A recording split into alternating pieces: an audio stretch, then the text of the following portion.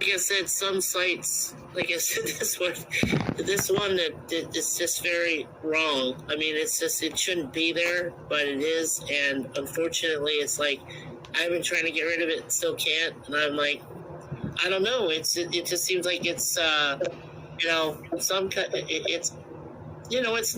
it's not dirt, no. Any kind of porn is bad. I'm not gonna I like porn. I mean, porn is pretty awesome. I'm into lesbian porn. Like, lesbians, like, are awesome. I love them. You know, porn does have its function. Like, as a aging bachelor, I do appreciate some good porn once in a while, I must say. You know, I mean, let's be realistic. I think most guys, if they actually were really honest, would say, yeah, I've watched a porn video occasionally, you know. Oh my God. You know. No, I mean, I think most guys, if you're not married and you don't have a steady girlfriend, it's like, it's you know, it comes in handy. That I'm not trying to make a joke there, by the way. No, I know, but I was just trying to. But I think where it was wow and a corn lover. Come on. I do think, Mikey, if they're mixing God with porno, that's kind of a weird, that's kind of a bad combination. That's kind of disrespectful. No, it is wrong. Yeah. Those are two very separate things. No, they should be. Yeah. No, I wanted to say, you know, for the sake of saying, I do have a few friends, and I won't mention their names, but I do have some family members that are a lesbian couple, and they're married, and they're happily married. And with that, you know, and I mean, I know at least 3 couples, you know, good friends of mine, they're married, you know, that are both women. So, I mean, they're very nice people. They're very compassionate about their lives, about their work that they do, which is good work, by the way. And I don't have an issue with that. But you know, when you have some kind of site, like I said, the truth of God, that God exists, you're calling it that, and then you're showing all this different forms of porn. I mean, like, you know, even anime stuff, and I'm like, oh, please, now that's obviously a troll. Not something you need. What's up, Spooky? Daniel Berry Sports Highlights. Todd, good to see you. Put up there. That's obviously a troll account. It has to be, Mikey. I mean, come on, it's got to be. I know, but it's just sad. I mean, it's just sad to see it because, you know. Yeah, well, I imagine you're not the only person that's complained about it either and reported it, right? I imagine hundreds of people have. Oh, I'm sure they have. Yeah, I'm sure they said things, but obviously Facebook doesn't do any good. Yeah. Oh well. What can it doesn't do any good. So, Tobin, so what do you like about? If you care to elaborate, if you want, that's up to you, man. I'm totally leaving it in your ballpark here. What's that? Elaborate on what? On what you said about lesbians, about 2 women and so forth. You were saying. Oh, I just love them. I love watching their sex. It's fucking beautiful. It is. I think my kink is the female orgasm. Like, that is the most beautiful thing I've ever seen in my entire life. But do you tend to believe that men suffer through that too as well? Maybe suffer is the wrong word. Maybe enjoying that as much. I don't know. It's weird, man. It's just weird. I don't know. Guys tend to like turn me off. Like, their sounds are like gross to me. Oh yeah. Hey Robin, good to see you. Yeah, right. Yeah, I totally get that. Sure. Yeah, I don't know. It's, you know, it's hard to say. I mean, Kevin, you've known some lady friends like that, right? I did not expect to talk about my fucking my kinks tonight. Your kinks? No, excuse me. I don't know.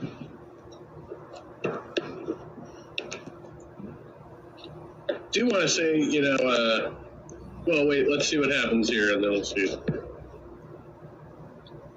Yeah, this is definitely a bobber. Wait, hello? Hello? Oh, no, I'm not a bobber. I'm a VTuber. So what do you do, William? So, how's everyone doing today? we're doing fine. That's good to hear. Happy Pride Month, everyone. It's Pride Month. Is there supposed to be a special day about today, June 1st? Aware of? Probably. I don't know if there is. I mean, there could be. Huh. But I don't know. It's Pride Month, and you celebrate Pride Month. Well, we're in the middle of the year. It's officially the midpoint. I guess if you want to call Wednesdays hump days, this is the hump month. He was, in fact, a bomber.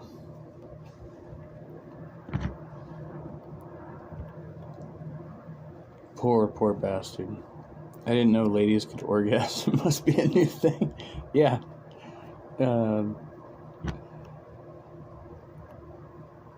At some point in recent history, they finally discovered the clitoris. And, okay.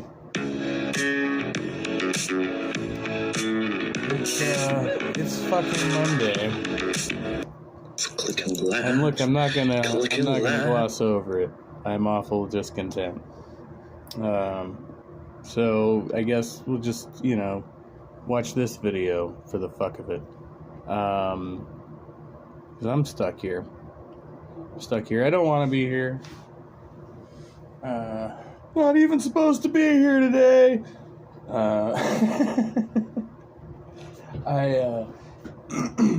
So we have this thing where you can trade shifts. So I put all of my shifts for the week up on the trade board just to test my luck. I am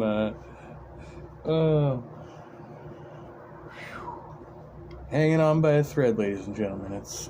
Everything's fine. We're all gonna be okay. Clicking live. Already clicked live. I'm clicking it live with a squeaky flow. TikTok, time to rock.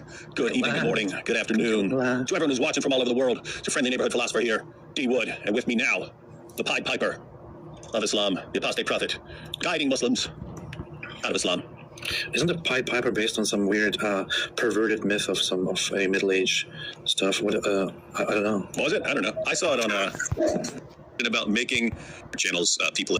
What's a clitoris? Oh, that's, well, you should probably ask your parents about that. I don't know. I guess I'm assuming everything's working. I had the episode the other night when, apparently there was, no video, incorrectly.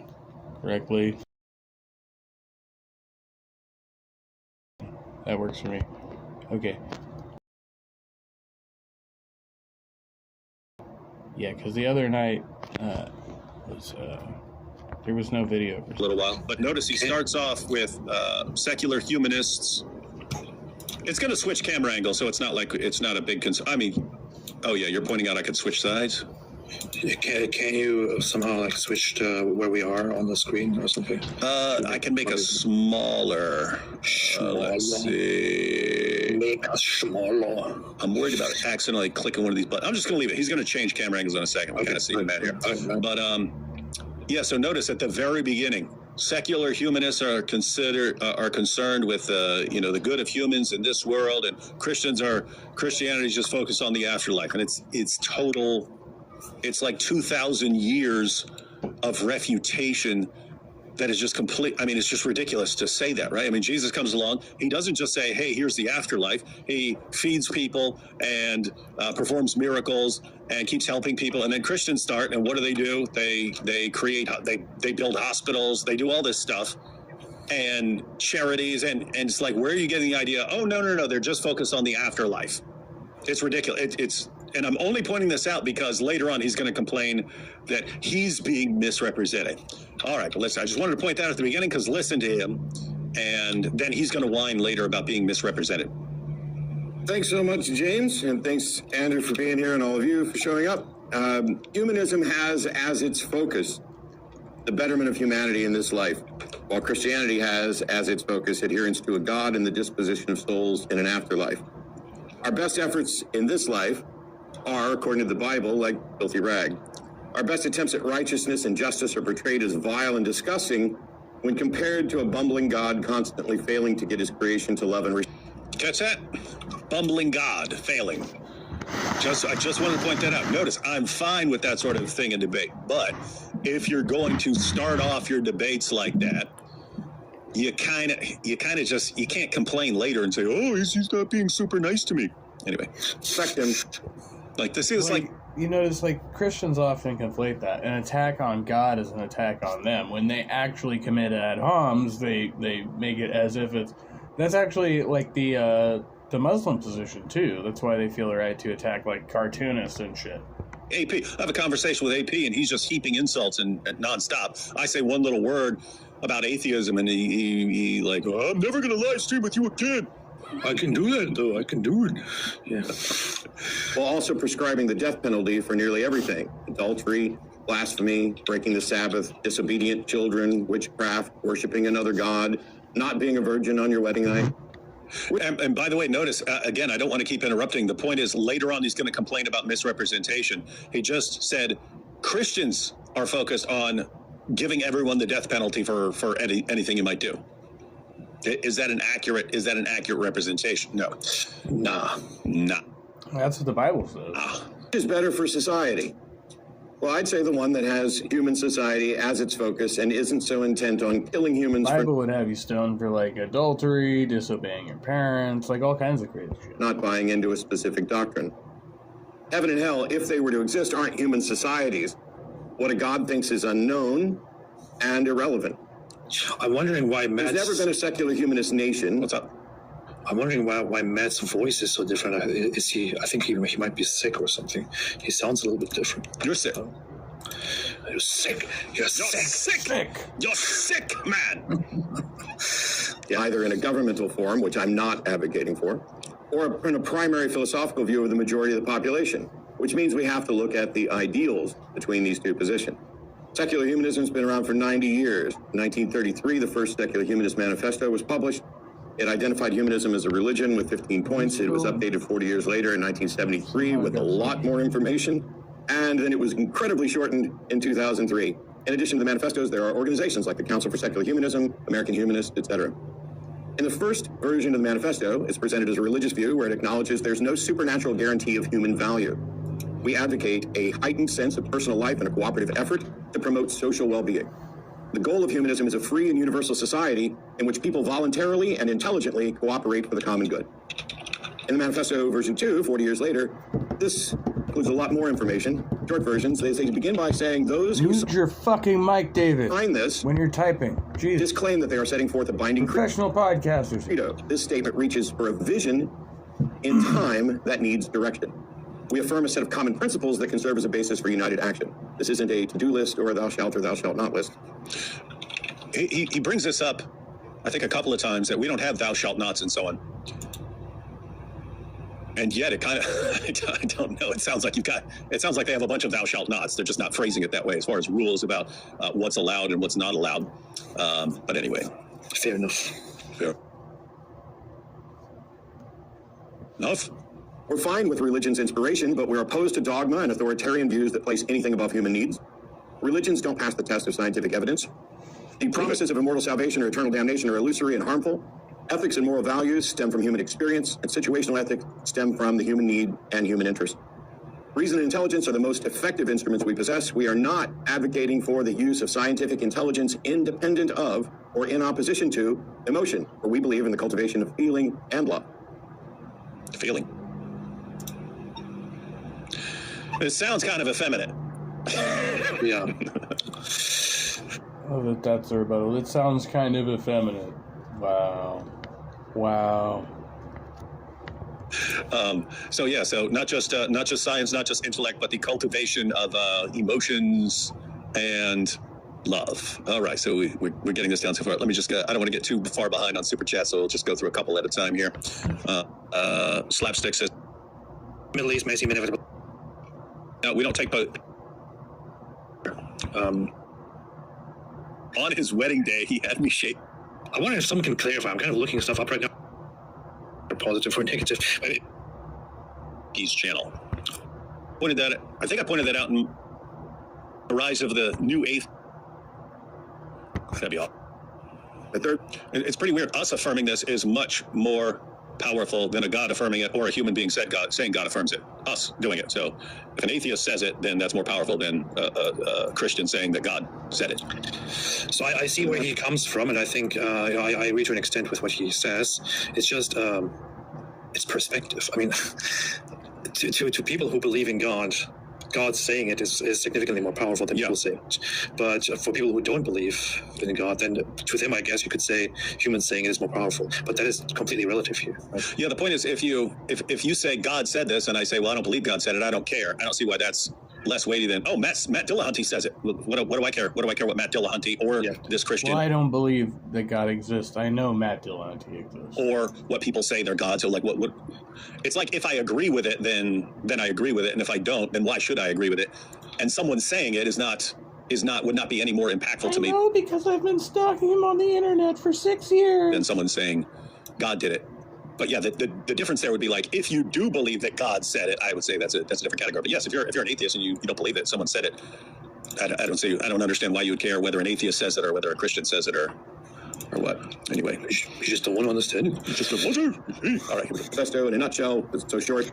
Whether God exists or not, we have problems to solve. That's true. We have to do this without appeals to the supernatural entities or intervention. We must utilize the best methods at our disposal. Reason and science seem to be the primary ones to assess reality and reach conclusion. Justice, fairness, equality, and autonomy are the primary goals. This life, not a hypothetical afterlife, is what we're trying to improve. So what happens when religions control societies and governments, either legitimate or illegitimate?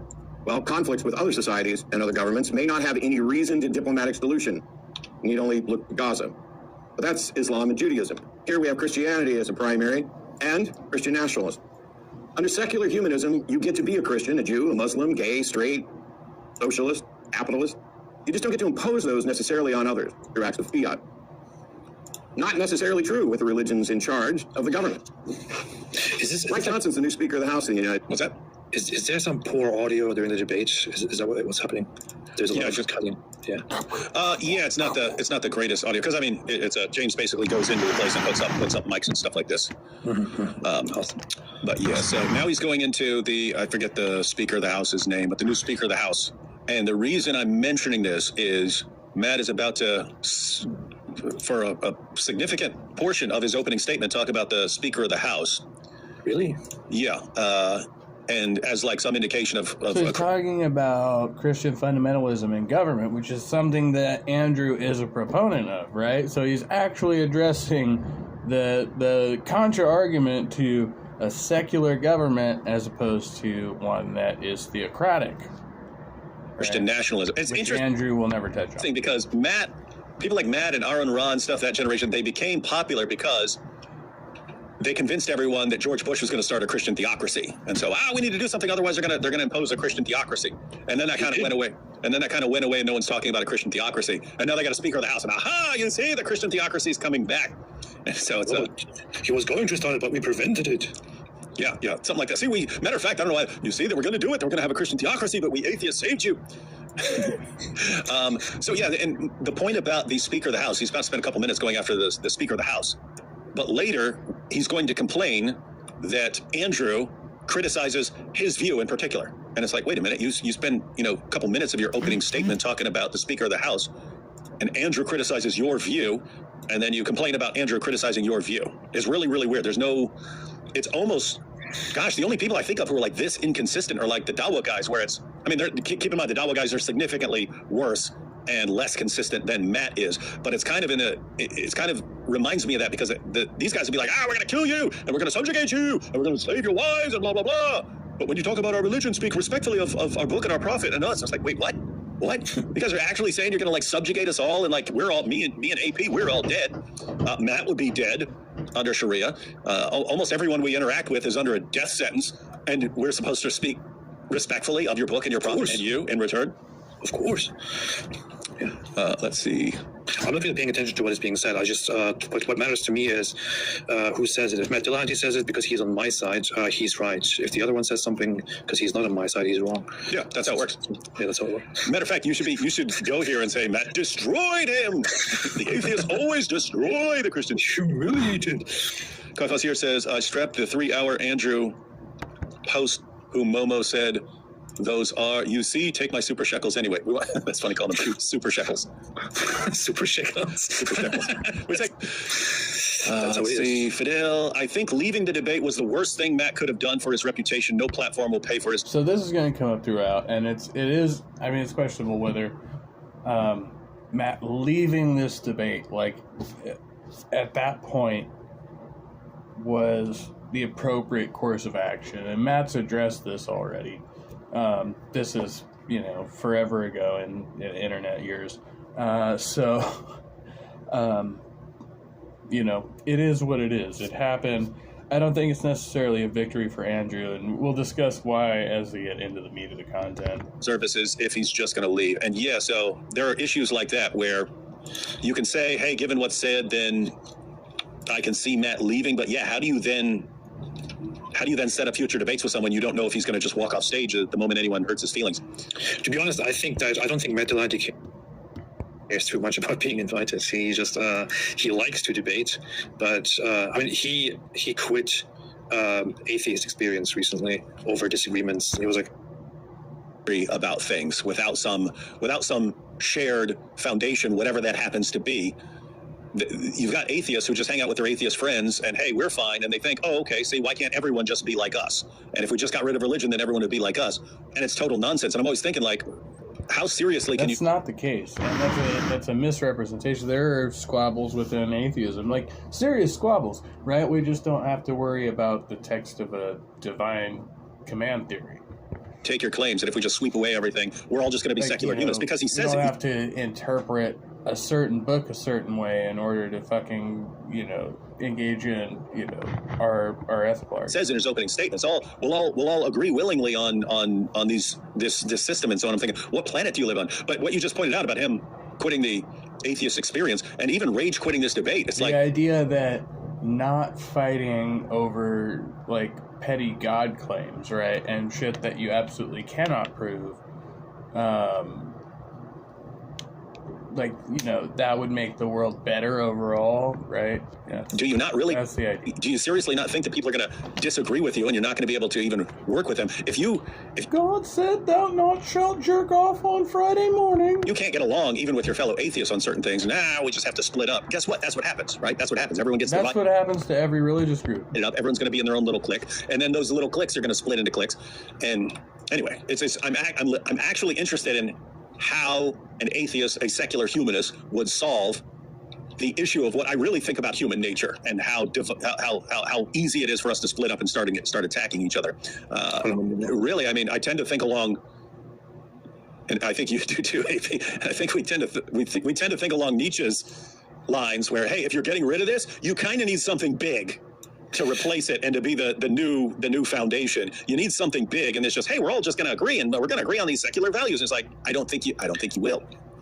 You see, the thing with me is I kind of agree with that, but I also... So my thought is it is something outside of religion, right, that will replace religion, and it will probably be political ideology, some revolutionary form of political ideology, because that's kind of the way it's happened in the past. If you look at it, like the closer we move toward a secular society, there's always some new political philosophy underpinning it that kind of just makes it less and less religiously based, right?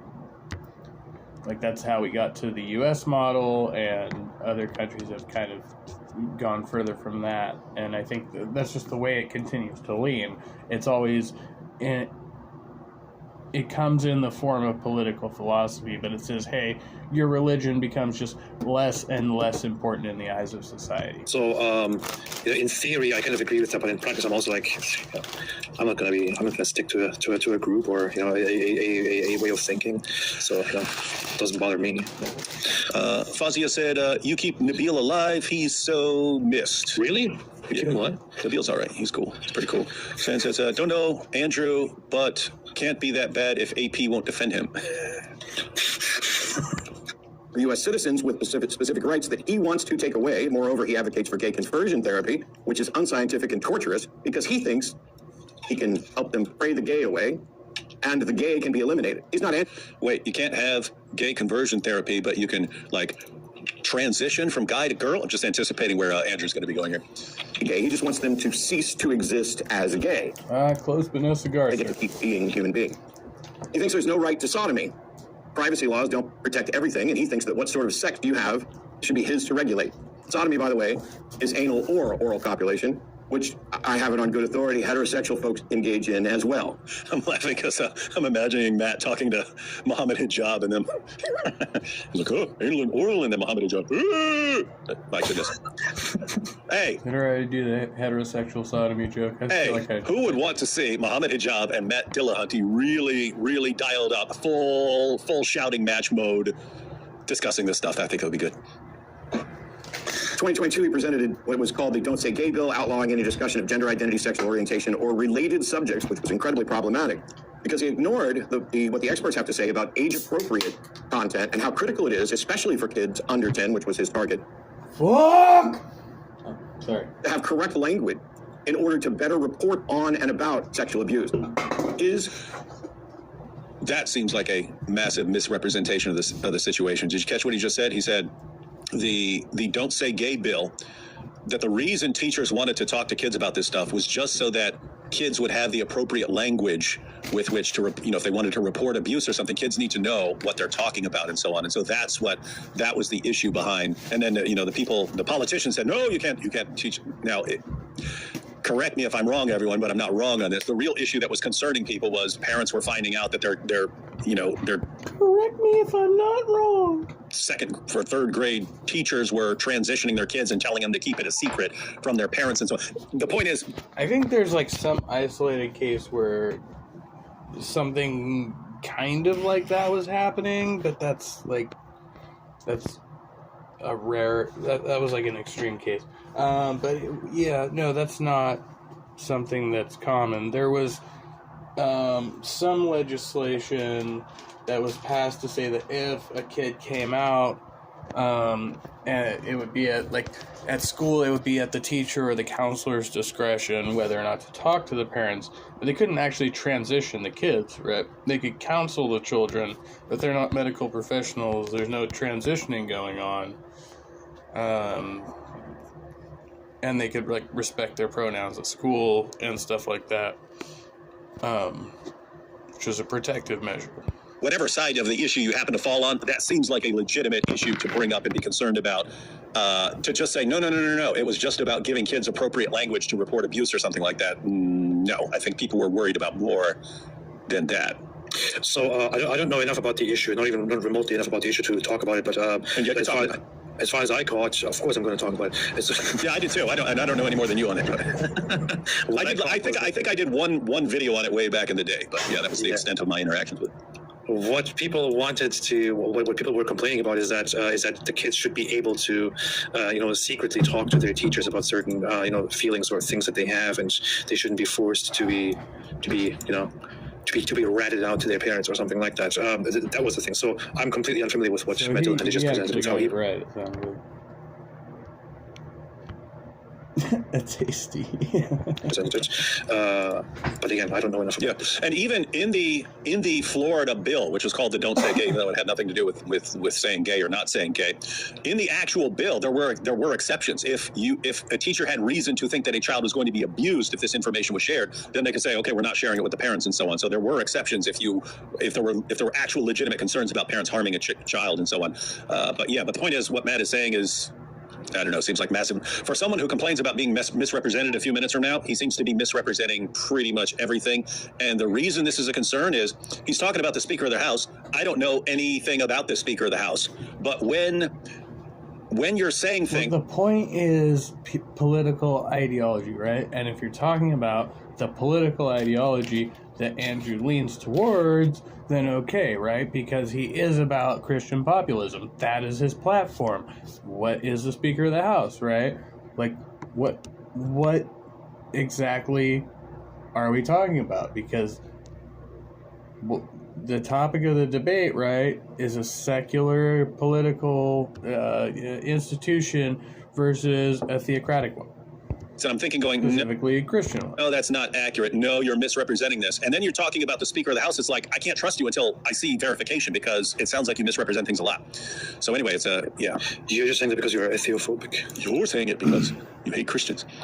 Policy, if it had been implemented, would have made it more traumatic for kids and more difficult for them to out their abusers, and easier for abusers to get away with it. Happily, it failed. In 2015, he blamed abortions and the breakup of the nuclear family for school shootings. He also says the teaching of evolution In what ways is he misrepresenting? is to blame for mass shootings, because we've taught a whole generation, of couple generations now, of Americans that there's no right or wrong, that it's about survival of the fittest. And if you evolve from a primordial slime, what is that life of any sacred value? He wants student-led prayer. That's really weird. That's very interesting to know. No evolutionist teaches us that. Even if you were called evolutionism a thing, which I'm not, but even if you were to grant that, evolutionary theory doesn't teach any of that. It's actually a very, very weird statement. Evolutionary biology, as a science, has nothing to say about ethical matters. Which I completely agree that is very strange. But the criticism that I have here of Matt Dillahunty's approach is his focus on that person, as you pointed out, on the House Speaker. It's just, is it really the right way to approach a debate with somebody when you're debating worldviews? I don't think so. Yeah, and again, I'm wondering why. Like, because I mean, Matt's debated topics like this a bunch of times. Why is he just let me spend half of my, or whatever, a third, a half, or whatever, of my opening statement talking about the new speaker? And I'm thinking, I've heard Matt say before that what helped these guys rise. Well, what he essentially says at the wrap up here is that, basically he's heard it all. He's heard like all of these fucking arguments, and does Andrew have something different to present? And Andrew presents like the most bigoted fucking, just not even, it's not even close to the topic at hand. Just offensive fucking rhetoric To rise to popular. I mean, I can see how he kind of arrives here frustrated, right? And says, "What are you bringing to the table?" And Andrew just like throws fucking gasoline at it. Clarity was the concerns about Christian nationalism of George W. Bush. And so it's like, wait, are you doing this just because, we've got another one. We've got another one where we can run around warning everyone, it's going to be Christian nationalism right now if we don't stop this. Yeah, so...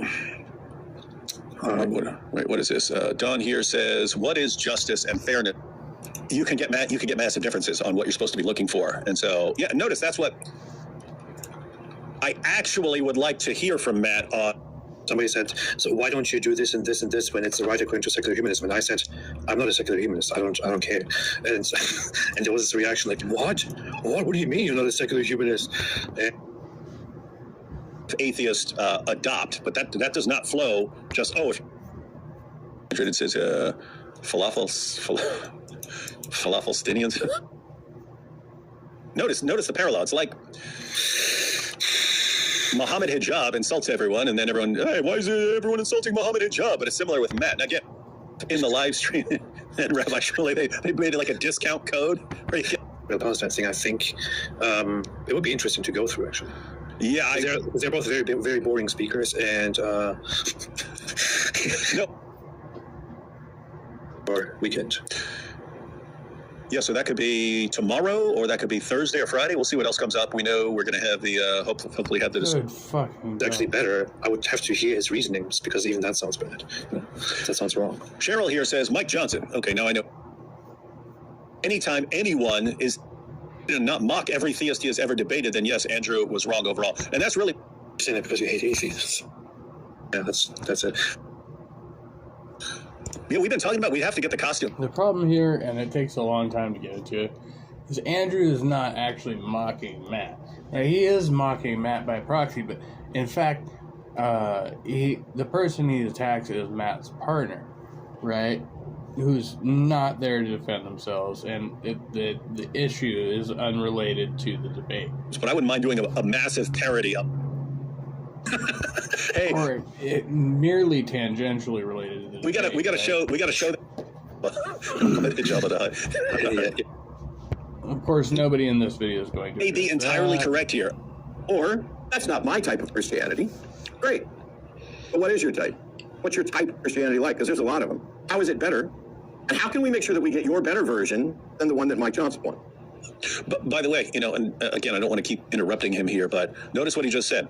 Oh, if you don't agree with this, with person X's view of Christianity, and you have a different view of Christianity, how do you decide that? Guess what? That's exactly my... No. He said, how do we get to the better version than this other version that I've just described to you? Like, if you're claiming that your version is better. Question. Notice, Christians have a shared foundation. A Christian can say, hey, I'm consistent with this verse and you're not. Therefore, there's some basis for settling disputes. How do you do that what do you point to as an atheist to say, this is what we need to be doing? I understand we can all say, hey, I agree on this. Do you agree on this? Oh, we agree on this, and therefore let's go out and do this. I'm saying when you actually have a disagreement, you say, no, I think this is best. You think that other thing is way more important. How do you settle those disputes? The point is, what he just criticized Christians for, how does that not apply to atheists? I do not know. Human flourishing. That's what Human it is. flourishing. Human flourishing. He thinks his version's correct, so do you. Countless denominations without consensus. He's already got more power than my opponent has right now. So I don't know Andrew at all. I don't know what version of Christianity he's advocating for. I didn't. And I've also addressed this point that it's not like the issue is people like Andrew, right? I don't know that Andrew has any aims towards political office, right? But people like Andrew attaining power, right? That's how you get these folks. The Mike Johnsons of the world who are actually out there, doing stuffs. Do you hear that screaming? Yes, I do. I'll look him up. We literally just met and said hello as I sat down here. Is his version of Christianity better? I really hope so. It'd be hard to get a whole lot worse. I think he's an Orthodox. Earlier in the chat, people said he's a monarchist, which is very interesting. A minarchist. He's a fucking minarchist, not a monarchist. But he's Orthodox Christian, people. Just point. Jesus fucking Christ. I thought, because I listened to some of the discussion afterwards, because he stayed and basically did Q&A for a while, and I wanted to know if I should include that, so I listened for a little. He sounded Catholic to me, but... I don't know what things mean. Yeah, could be Orthodox. I don't remember exactly what he was saying, because he was criticizing... So obviously I'm fucking losing my mind right now, but we'll just, proceed, continue, move on about your evening. Hope y'all are having a lovely evening this Monday.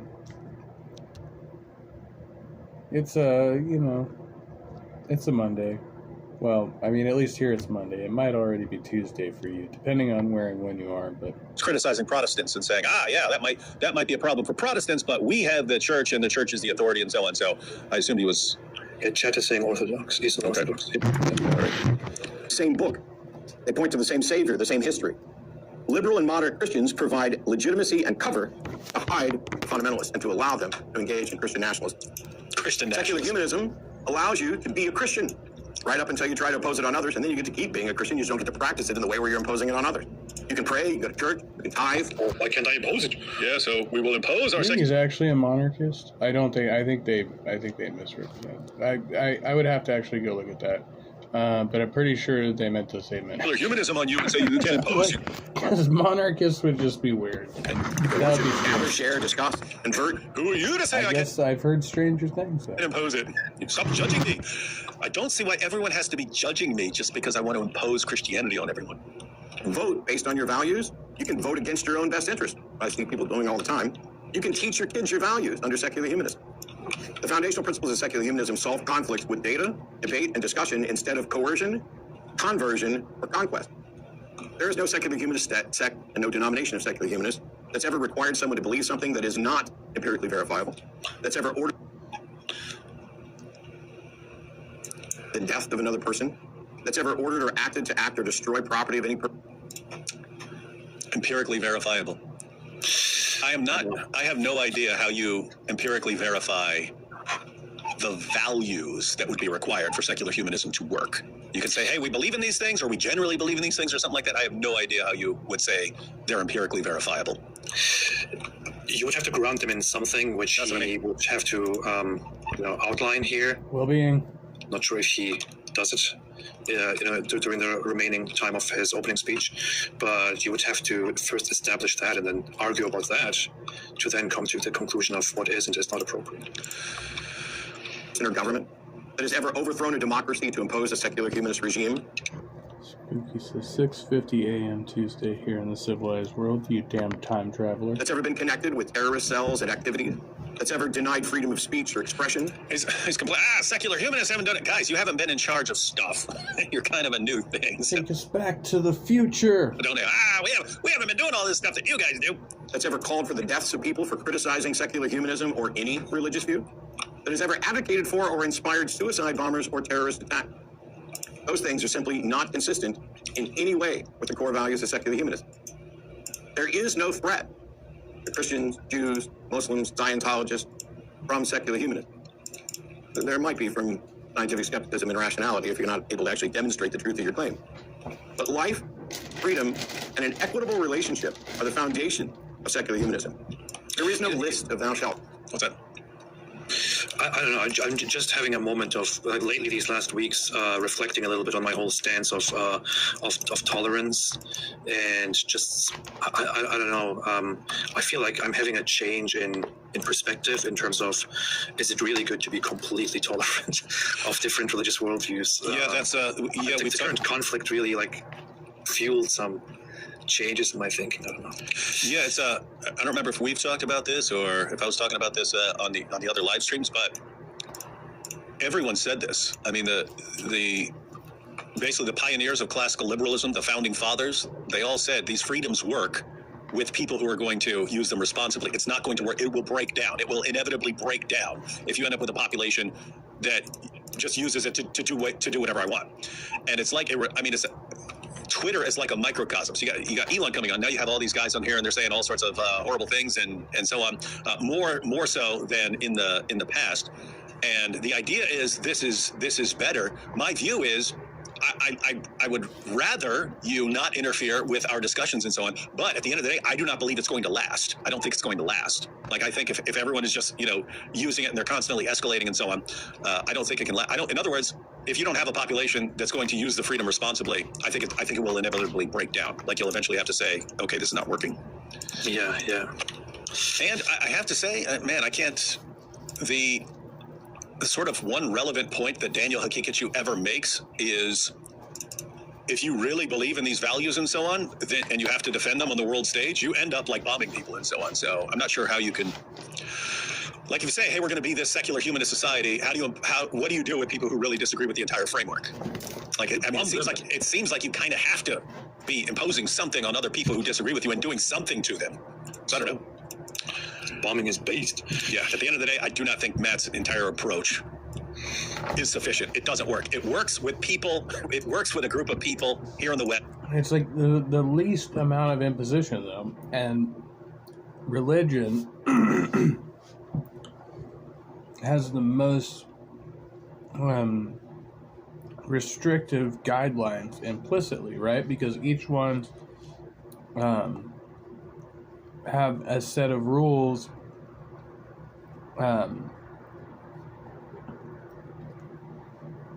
that aren't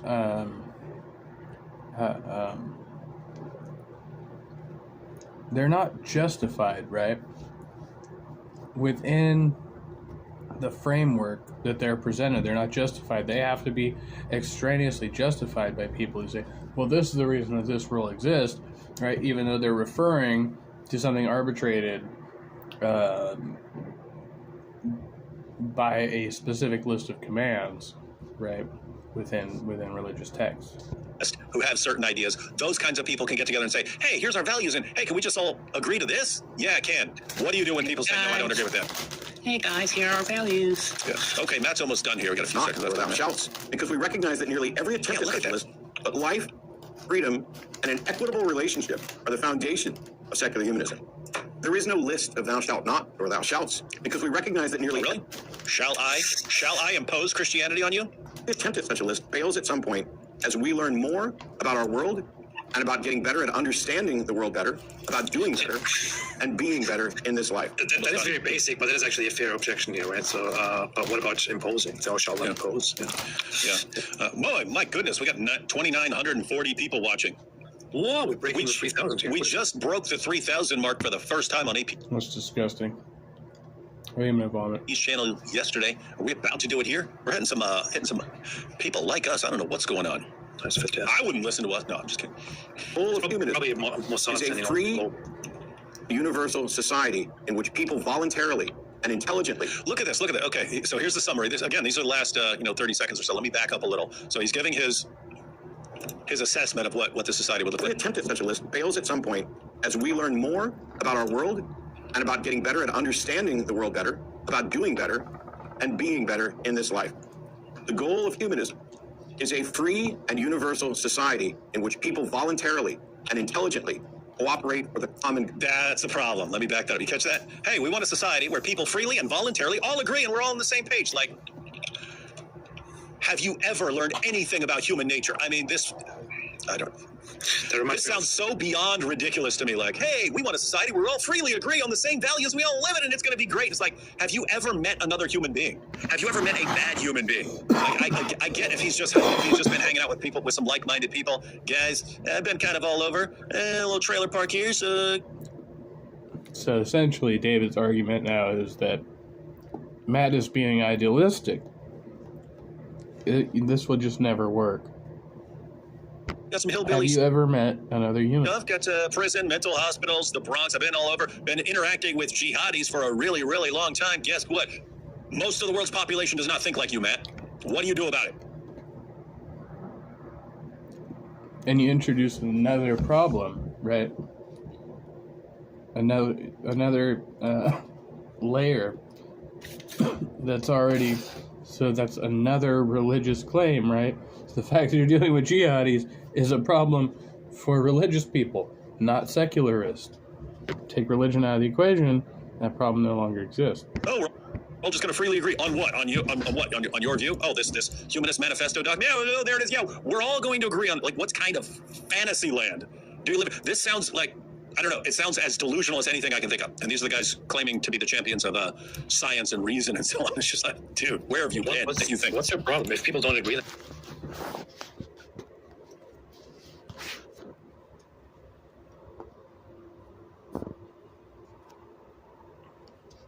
and you just bomb them. Yeah, you just killed. That's my... It's an activity.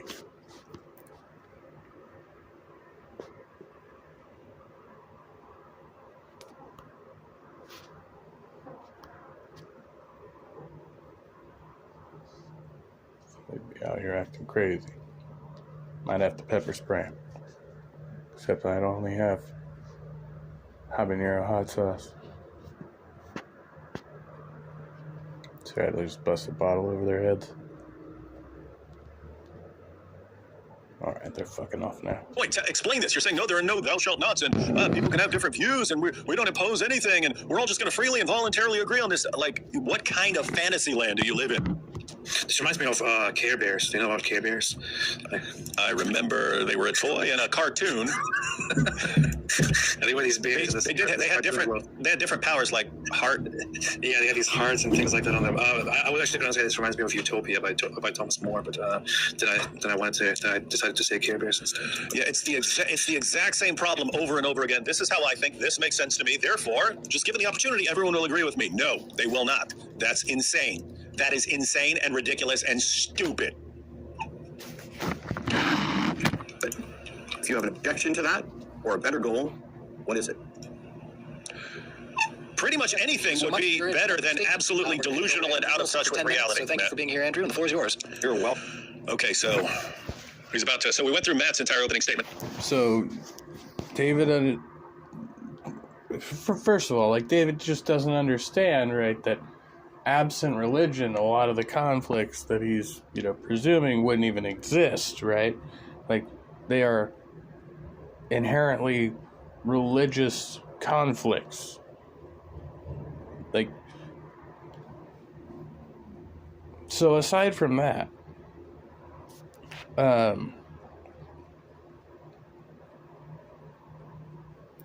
why is it wrong to be idealistic? To believe that, under some framework, right? Because that is kind of the goal. And under some framework, people can get along and stop, senselessly killing each other and taking resources that they don't need, and, et cetera, right? Like, so that we can have a better functioning, mostly, like, maximize flourishing for all people. Right? Why is that a bad thing? Now it's going to cut to Because have you ever tried to work with people? Andrew. So what are your guys' thoughts on there? Let's go through some super chats before we jump into Andrew's opening statement, and then it's a rage quit. Alex said South Park already did an episode on a world run by atheists. I have to check that out. Huh? They did? I have to check. I'd have to check it out. What was that about? Because they're sort of equal opportunity offenders. In other words, they'll just make fun of everyone, which I like. I actually like that. I don't like the people who let's make fun of the easiest target. No, look, let's look how good we are at making fun of people. Look, aren't we funny? I like the hey, let's make fun of everyone. That's funny. Joshua says, I got DebateCon 4 signed by all religion debaters, and makes sense David would sign the biggest. Yeah. Also, best debater in DebateCon 4. Show your dominance on paper and debate performance. So I showed my dominance in the size of my signature. Hey, we broke 3,000. Did we? Whoa, 2 days in a row? Guys, you don't understand how huge this is. I mean, we've been live streaming for a while. All of a sudden, yesterday, we never hit 3,000 before. Then we hit 3,000 yesterday. All of a sudden, we hit 3,000 again today. That's nuts. That's 3,000 on a roll. Like this whole thing that we started, this going live every weekend, and then also occasionally during the weekdays. This has been a good run. And it's been a good run. That's pretty cool. Gosh, can you imagine now we got to aim for 4 and then 5? Yeah, and soon. Still on. It kept cutting me off last time. Watch. I told people this before, but way back in the day, like before we were messing around with YouTube, when me and Nabil started a blog, and I said all I want is 1,000 viewers. Humans are greedy. It is impossible to ever be satisfied. Nobody will ever be satisfied. You will always want more. Andrew did not seem nearly as aggressive or engaging in personal attacks compared to what I thought must be the case if Matt is actually just rage quitting. Right, because it's not a personal attack against Matt, it's a personal attack against his partner who's not present. Matt hangs up on people who disregard and disagree with the existence of trans people on the atheist experience.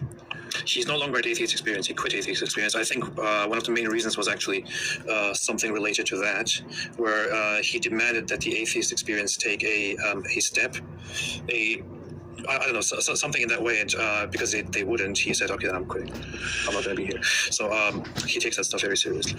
And I have to say, though, even there, notice, if you have a show, The Atheist Experience, and you say, hey, you can't talk about this on my show or something like that, guess what? That's your show. It's different if you are invited by a third party to do a debate, and then you rage quit the moment anyone says something you disagree with.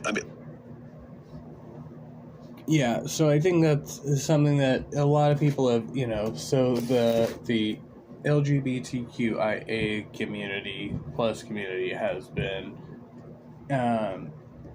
basically become entangled with the atheist community, and in many circles there's no differentiation, right? Just as in like the BIPOC community has been. So they say, okay, well, because there is alignment here, if you are not sufficiently aligned with either of those conglomerations, right? Well, then basically you are effectively on the side of the other. Now, this is associated once again with like colonialism and things like this, right? So it's not necessarily Christianity, right? But it is a byproduct in some ways of Christian culture, European culture, right? So there's this weird idea. It's like, like how we can't have conservative atheists. Like conservative atheists quickly get pushed out of the community. And I'm not conservative. I'd still argue with those people too. But I'd be like, okay, yeah, but they're still atheists. So, technically, we can still have disagreements and be a part of the same group. So it's like, how many subgroups? And it reminds me a lot of, like, somebody who was speaking, when I was out on the farm, about, kind of like, once you really become like self-aware of all the different subgroups you belong to, and like how difficult it is to wear this many hats and try to align with all of these, various groups, whether you identify with them or you're just, or whatever, like by association, and to kind of try to keep everything straight, right? Because there's a lot of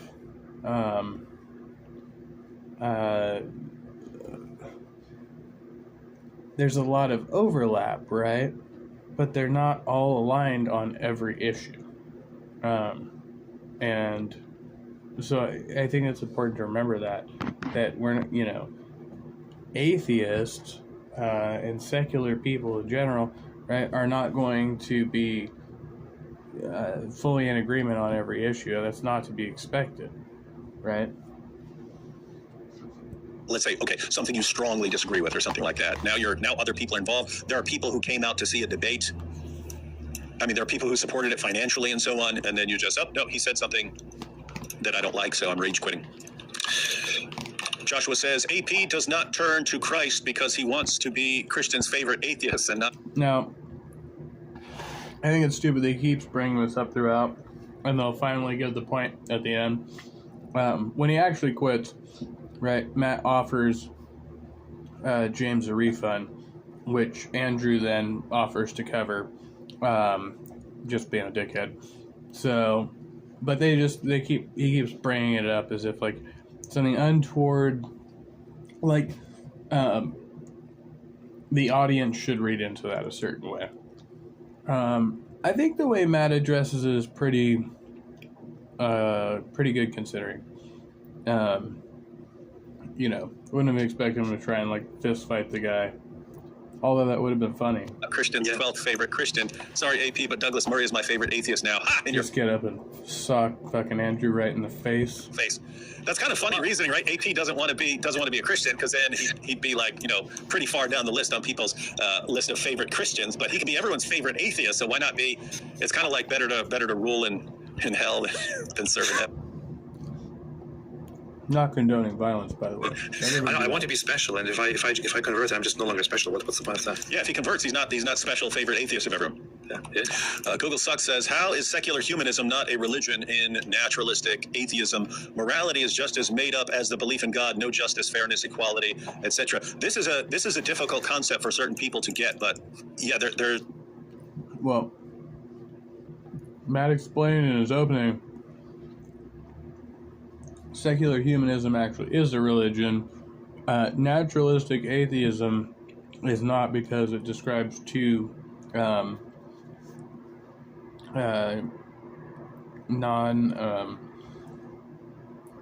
what's the word?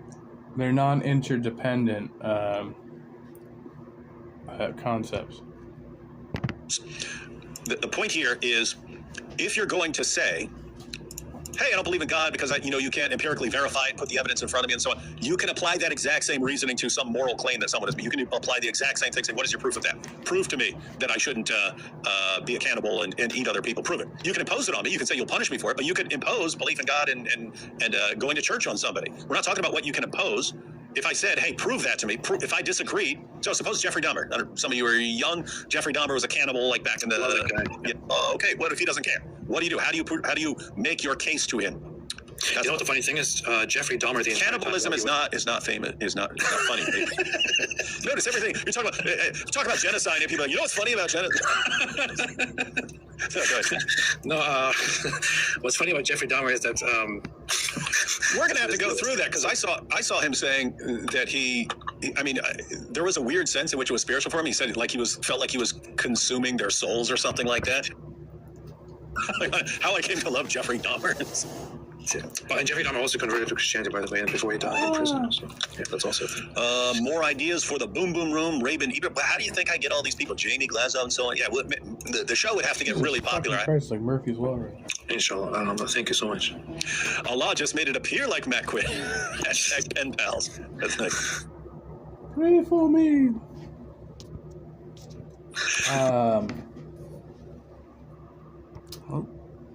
Just over now. For people who don't know what we're talking about, and I'm sure most of you are, but in Islam, they explain away the crucifixion of Jesus by saying Allah just tricked everyone. And the obvious question is, well, Allah could be making anything appear as anything he wants, so how can you trust your senses even more? That doesn't come from us. Al-Razi, the famous Muslim commentator, noticed that problem. Yeah. Al-Ham to Allah is how you pronounce it, right? It's Arabic, right? Yes. Al-Ham to... All-Ham to Allah. Allah. That's correct. All ham to Allah, yeah. Can I read this? Rabbi Shmuley can read this. I agree. There is no such thing. It's a myth. The Quran says nothing about that. Daniel 5, AP, and... These guys seem stoned, right? It's not just me. Or D. Wood, can you do a deep dive on near-death experiences? We did a show. We did. Yeah, we did a show where we went through, I don't remember what we did. We watched a video or something? We did a live stream on near-death experiences. But yeah, one of the things we... They're kind of...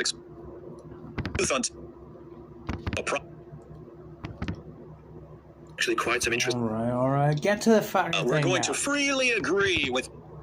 How to do that? Get clear, connect... Break down the... Like, they have... Yeah. That's a YouTube channel, not a Rumble channel, right, everyone? Oh, okay. The Crucible. Oh, yeah, this is the time that David discovered the Crucible. Love watching you guys while I'm at work, and we love it when people watch us.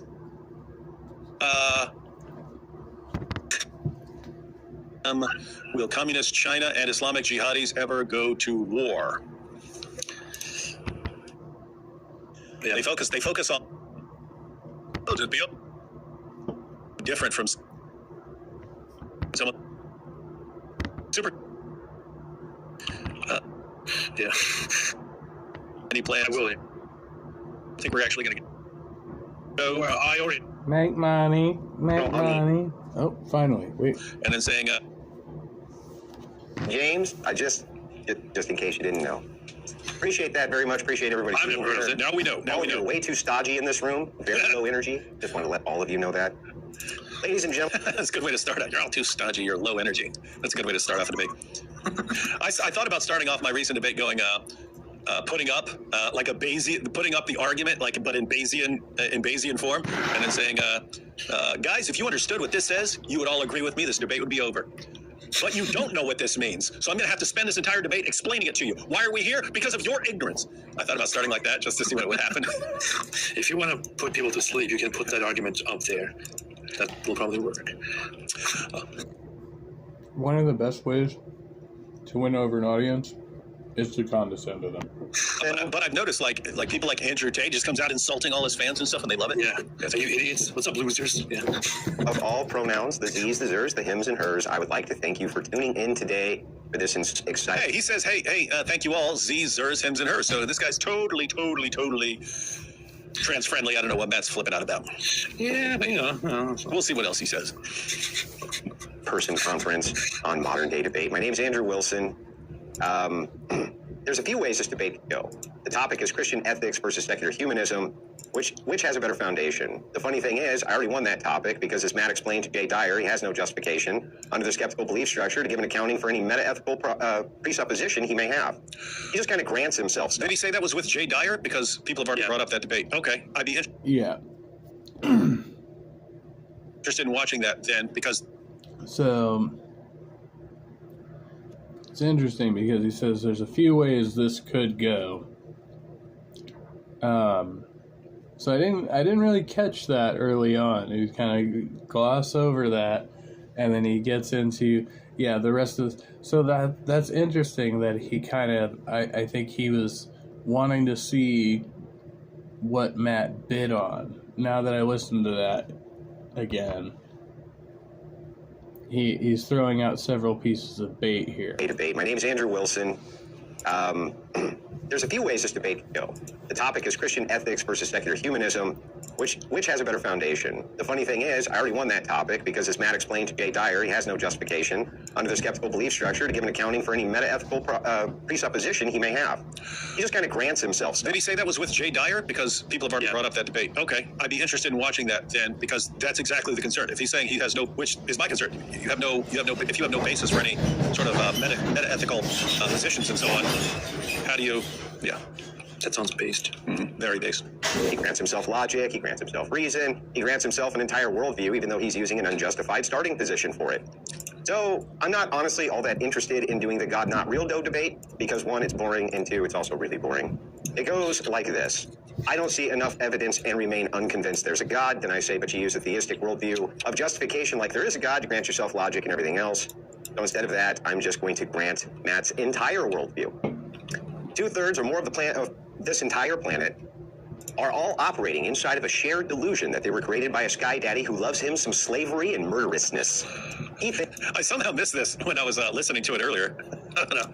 He's saying, "Hey, I grant his entire worldview, and 2/3 of the world's population are a bunch of horrible morons believing in delusions of sky daddy and want to support slavery on everyone else." It's funny to kind of cosmically with people. That's his deal, kind of his whole thing. That's Matt's worldview. So now Matt's right, and the question becomes, should we let them to continue to believe in this nonsensical Stone Age madness, or do we stop them from engaging in it? Yeah, there you go. Matter of fact, that ties in with this one right here. We have this comment here. What's that? You know, the way he started, I kind of think, well, what a jerk. Like, really, do you really have to do this? But then, just now, when he started doing this bit, it's actually kind of funny. Yeah, look at this. So we have a response to what we were bringing up earlier about what do you do when people disagree with you? And then here's the. He does kind of seem. I mean, he's actually, you know, it's a good. I mean, I know you would say that it's straw manning, like from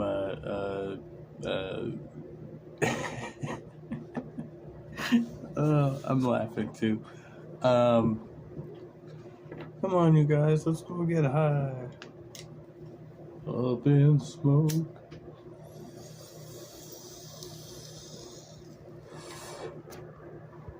You don't have to bomb them. You can lead by example while allowing those who disagree to run their own societies. U.S. used to be like that.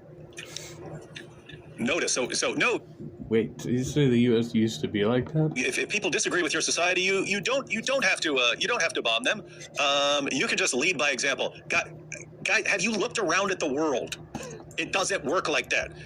We're just talking about the U.S. right now. I mean, just the U.S. I mean, yes, you can influence people. You can lead by example and so on. What happens when people say, nope, don't want to go in that direction. Screw you. In fact, you're bad and we want to destroy you. What do you do? How do you avoid what do you have beside the bombs to navigate those situations? I don't know what people are talking about. I think any chance, any opportunity to bomb should be used. Yeah, and I want to clarify. I'm not advocating bombing people. I'm saying, okay, if you say this, and we're all going to have this society of shared value, you say, look what this person does. Look what this person. Chat. That's like, what. That's. I know. You get a pen pal. You get. 2/3 or more of the planet of this entire planet are all operating inside of a shared delusion that they were created by a sky daddy who loves him some slavery. But they're not. I mean, you said 2/3. I mean, if you take all the religious people, like.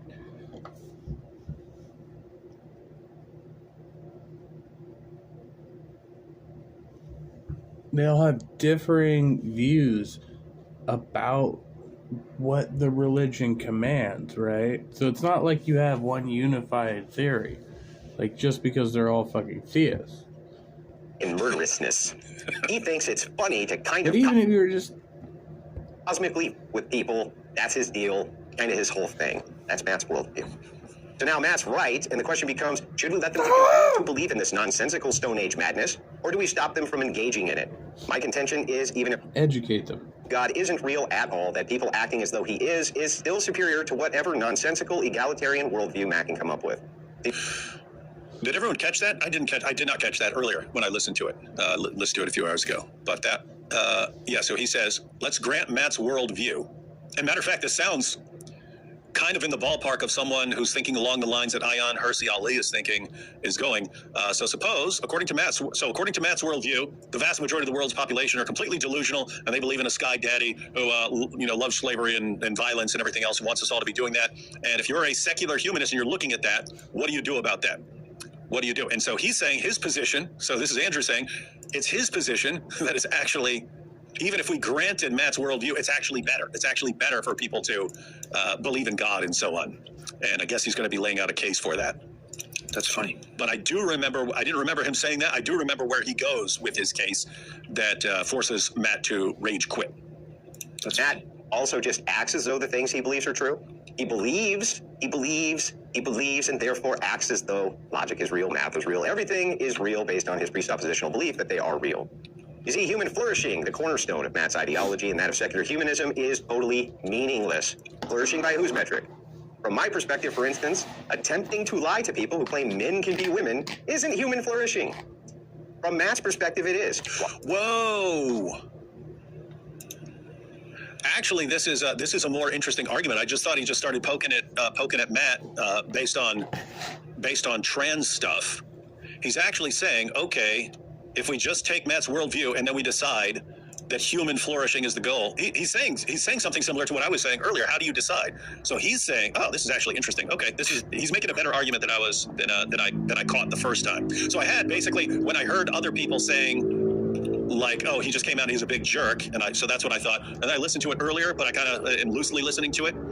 And then now he's saying, okay, grant Matt's view. We're all going to just make decisions based on human flourishing and so on. Okay, if I say that trans stuff, saying boys are girls, girls are boys or whatever, is bad for human flourishing, and you say it's good for human flourishing, what do you do? That looks like where he's going with this.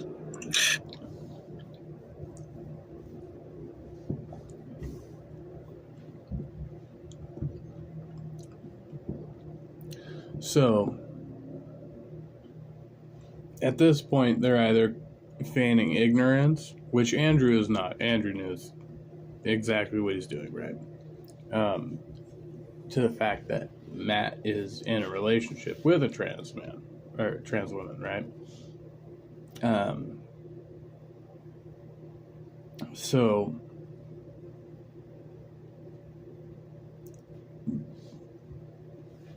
there have been a number of people like Andrew and other people attacking Matt's partner during debates rather than he himself, as saying, well, this is like an indicator of what your worldview would do. But Matt doesn't even argue that. Matt's like, that's an unrelated argument. And it is, because again, right, you could still find secular humanists who will argue against the trans identity movement, right? If you call it that, I don't know, something like that. So you will still find atheists and secular humanists who argue against that. So once again, not all entirely unified in that way, but this is an underhanded way that Andrew's going to make it personal. It's actually not a bad argument, and I think thinking back several years ago, I had such a thought where I thought, collectively seeing certain ideas that are nowadays progressive might not be in the best interest of humanity in the long run, might be contrary to flourishing, which is why even if we take human flourishing as a basis, we should probably not allow those things. I did agree at that point very much with what he's saying right now, and he has a point. I mean, the argument is sound. it is sound, but of course that's a whole different matter that you need to further discuss. Yeah. So I mean, and he's acting snarky about it. These guys, once again, are just acting like they don't know. I don't really think I believe they don't know at this point. But even if you didn't, I mean, it's pretty obvious that he's attacking one specific kind of fringe issue, right? and using intentionally provocative language. Yes. And this ties into what I was saying. Like, okay, so suppose we all agree, because Matt's saying, hey, we're going to willingly agree that this is what we need to do and so on. So we agree on this value. Suppose we agree we need to seek human flourishing, and I say this is bad for human flourishing, and you say it's good for human flourishing, because we both have a different idea of what human flourishing is. How do you then come to an agreement on the relevant sort of human flourishing? No. Yes, okay, your human flourishing is real human flourishing. My view of human flourishing, you're right. You proved me wrong. That's not human flourishing. How do you navigate those? Because again, Matt seems to think, some of this will somehow be empirically verifiable, and so on. No. Well, I think the problem here is that people who can't empathize with a particular situation, right? Whatever it be, like gender dysphoria or something like that, any number of things, right? We can't empathize with it.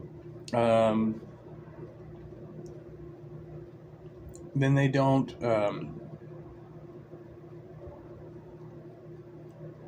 What's the word? There's no way for them to, like, there's no incentive for them to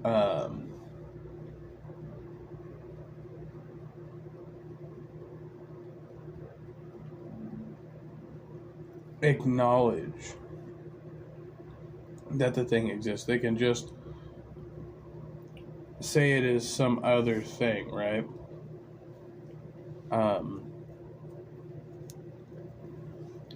Like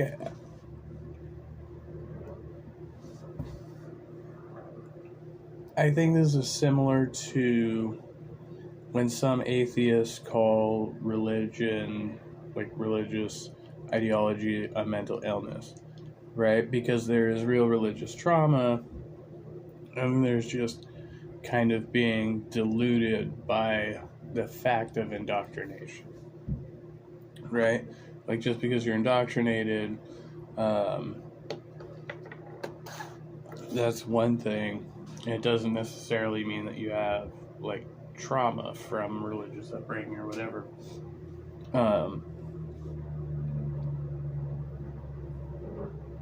But both kind of reflect your behavior.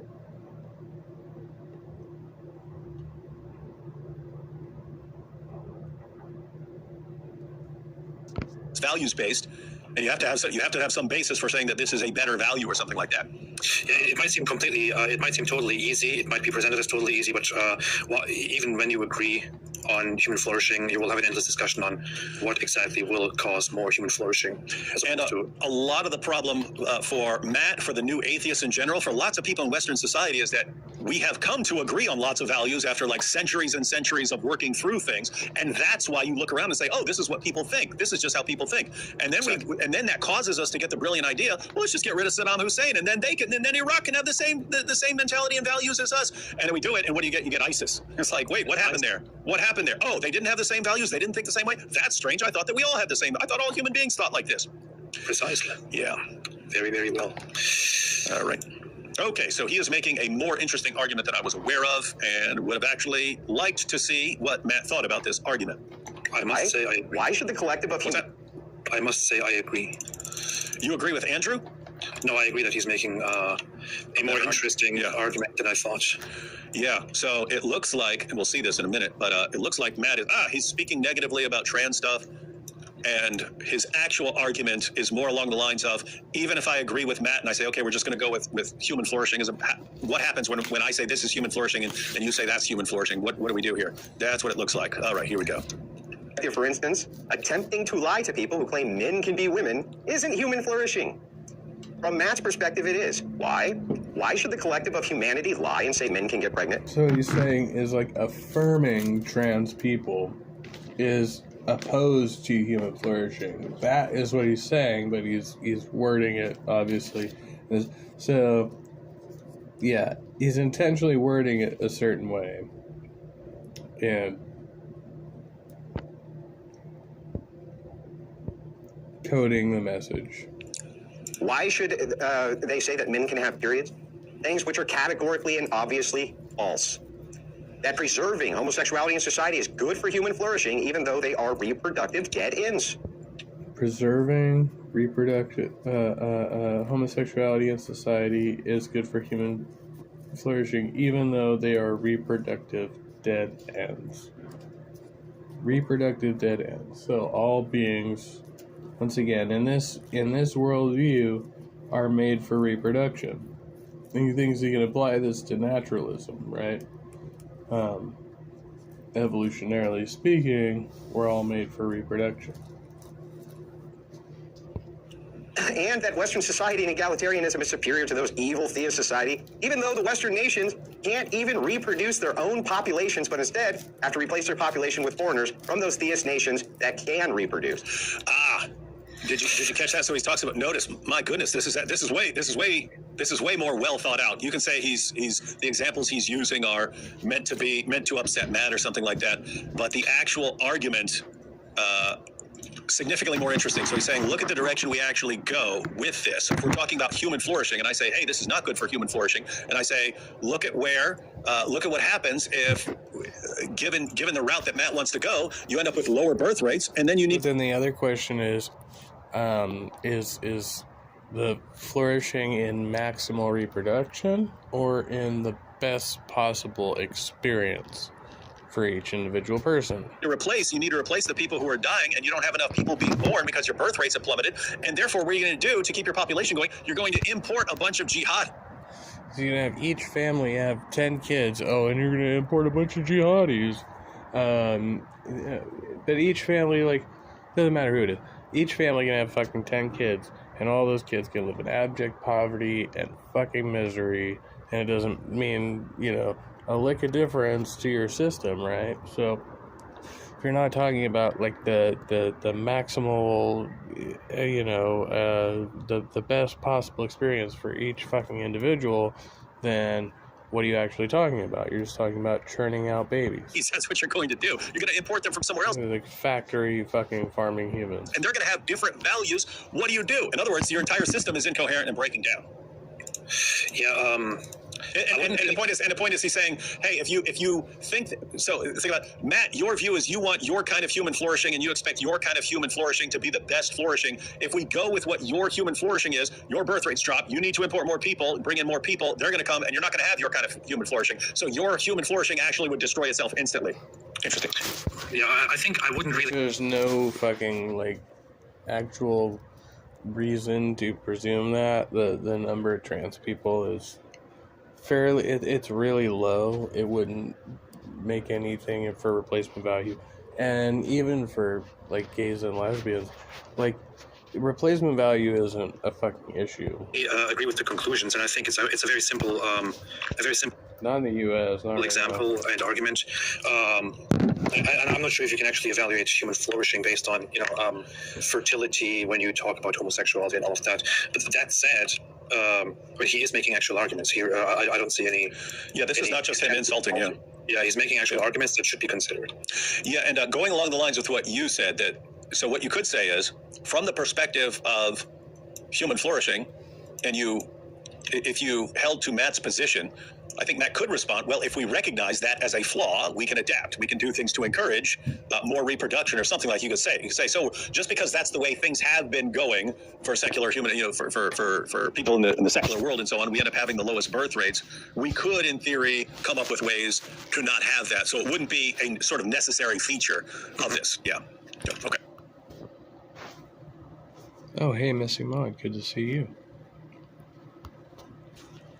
Yeah, I agree. Yeah, I'm on. And again, it would have been good to see Matt respond to that. I know that's the thing. So far, what I'm hearing here right now is the guy, as much as I or you might not agree with the ideas, he's actually raising valid points that would be very interesting. It would be very interesting to see this unfold, to see responses to this, to see how this continues. So, but you're not going to. Let's start with a basic societal question recently asked of the West, who has now embraced a scientific and non-theistic approach to governing. Super basic question every kindergartner knows. If you don't believe me, go watch Kindergarten Cop. The question posed to the Western nation is, can a man... It's not a tumor. If you haven't seen Kindergarten Cop, you don't know what I was just talking about, AP. No idea. Yeah, I saw Kindergarten Cop in high school. That can reproduce. Let's start with a basic societal question recently asked of the West, who has now embraced a scientific and non-theistic approach to governing. Super basic question every kindergartner knows. If you don't believe me, go watch Kindergarten Cop. The question posed to the Western nation is, can a man be a woman? right? To the question of if a man can be a woman, they say the answer is yes. And the way we will decree they can be a woman is by simply saying that woman now means male. Problem solved. Thank you, secular humanists. Thank you so much. Nope, not kidding. Why, you ask, would people be this over the top stupid? Well, it's simple. The good is the good, man. We have to do what's good. Again, that has nothing to do with secular humanism. That's a question of for psychology and sociology and all of those various departments. For human society and human flourishing. And if you don't call these deranged lunatics something they obviously aren't, they might self-terminate. So in order to avoid that, we need to make everybody on planet Earth lie to them.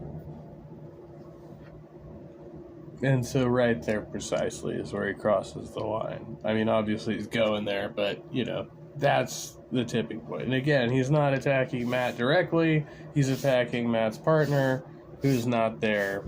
And this is, you know, tangential, unrelated topic, you know, about trans people that he wants to get Matt fired up on, and he succeeds for sure. That was the objection.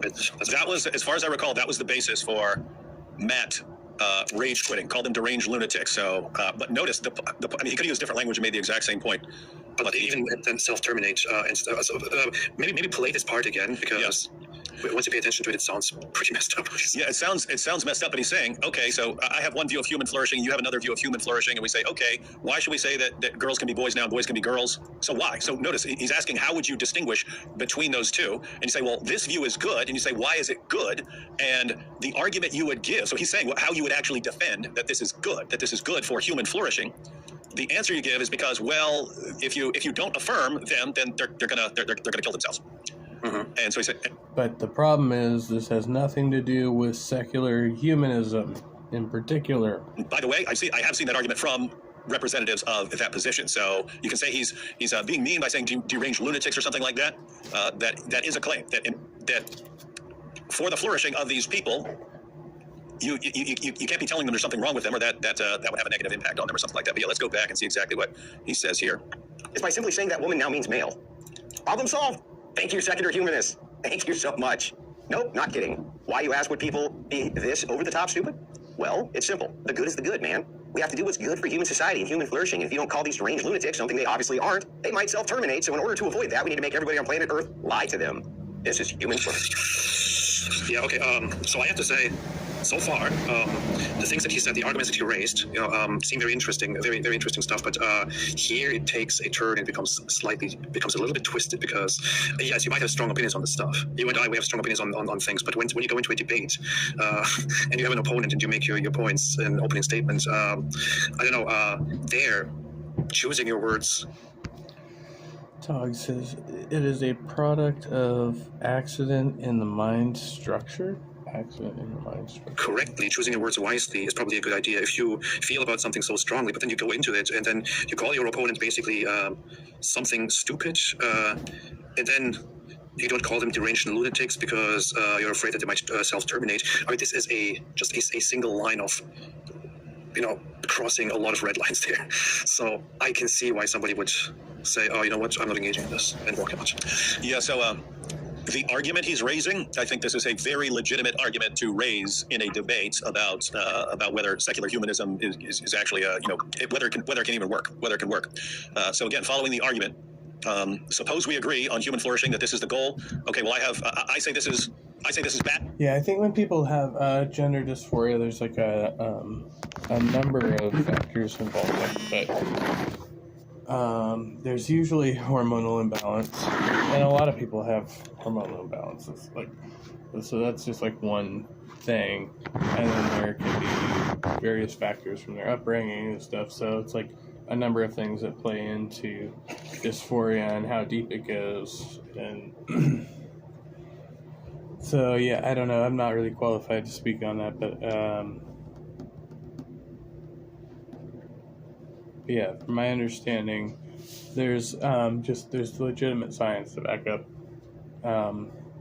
that certain people experience this throughout their lifetime, and basically the most comfortable way for them to live is through the process of transition, which is like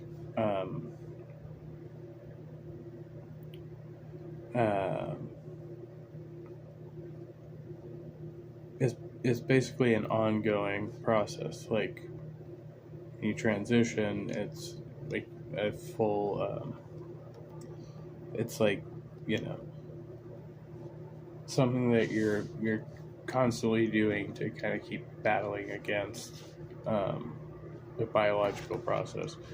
But anyway, I don't know. For human flourishing, you say it's good for human flourishing. So who's to judge that dispute? And so you say, but this thing that we're aiming at is good. If you like equate it to any other mental health, like that's what they do with like mental health disorders too, right? Like, here, this is good. So saying that girls can transition to boys, that boys can transition to girls, and so on, we believe that's good.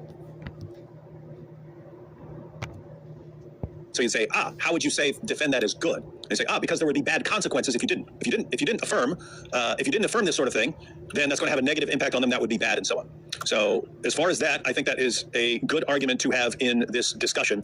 But yeah, so the question is the language, and I think the reasoning as far as Matt is concerned is if you view yourself as like someone who's standing up for the trans community, and this guy's sitting here calling them deranged lunatics and saying, the only argument a secular humanist can have really is, well, it's good for human flourishing that we affirm this, because if not, they'll kill themselves. But you're calling them deranged lunatics and so on. I mean, it is a good argument to have, but really, it's like it goes a little bit too far. It takes It's not just allied with the trans community though. At this point, right, he's already openly in a relationship with a trans woman. Light of something that the other side might take very seriously, which is a serious thing, which is suicide. And especially if you've got a trans person or two sitting in the audience right there watching, you definitely have trans people who are watching the debate and so on. And so it's like, you have to consider that you are talking to humans. You're not talking to to somebody uninvolved, just watching this, who has strong opinions like Andrew here. This might seem like, hey, what's the problem? Yes, he says exactly what needs to be said. But to other people who don't quite see it that way and who personally deal with these things, they will not take it the same way. And we are dealing with humans. You can, as much as you want, say, well, snowflakes, feelings, this and that. It doesn't matter. You are dealing with humans. Humans have what you call emotions. And you are debating here in public in order to appeal to people's thoughts and people's emotions. If you come like this, in this way, you will lose people, and you shouldn't be surprised about that. Yeah, because I'm thinking in terms of, okay, if you had a person who is really, really nice and always respectful in debates and so on, and then you started talking like this, that's one thing. Yeah, but so Matt's not ever nice argument.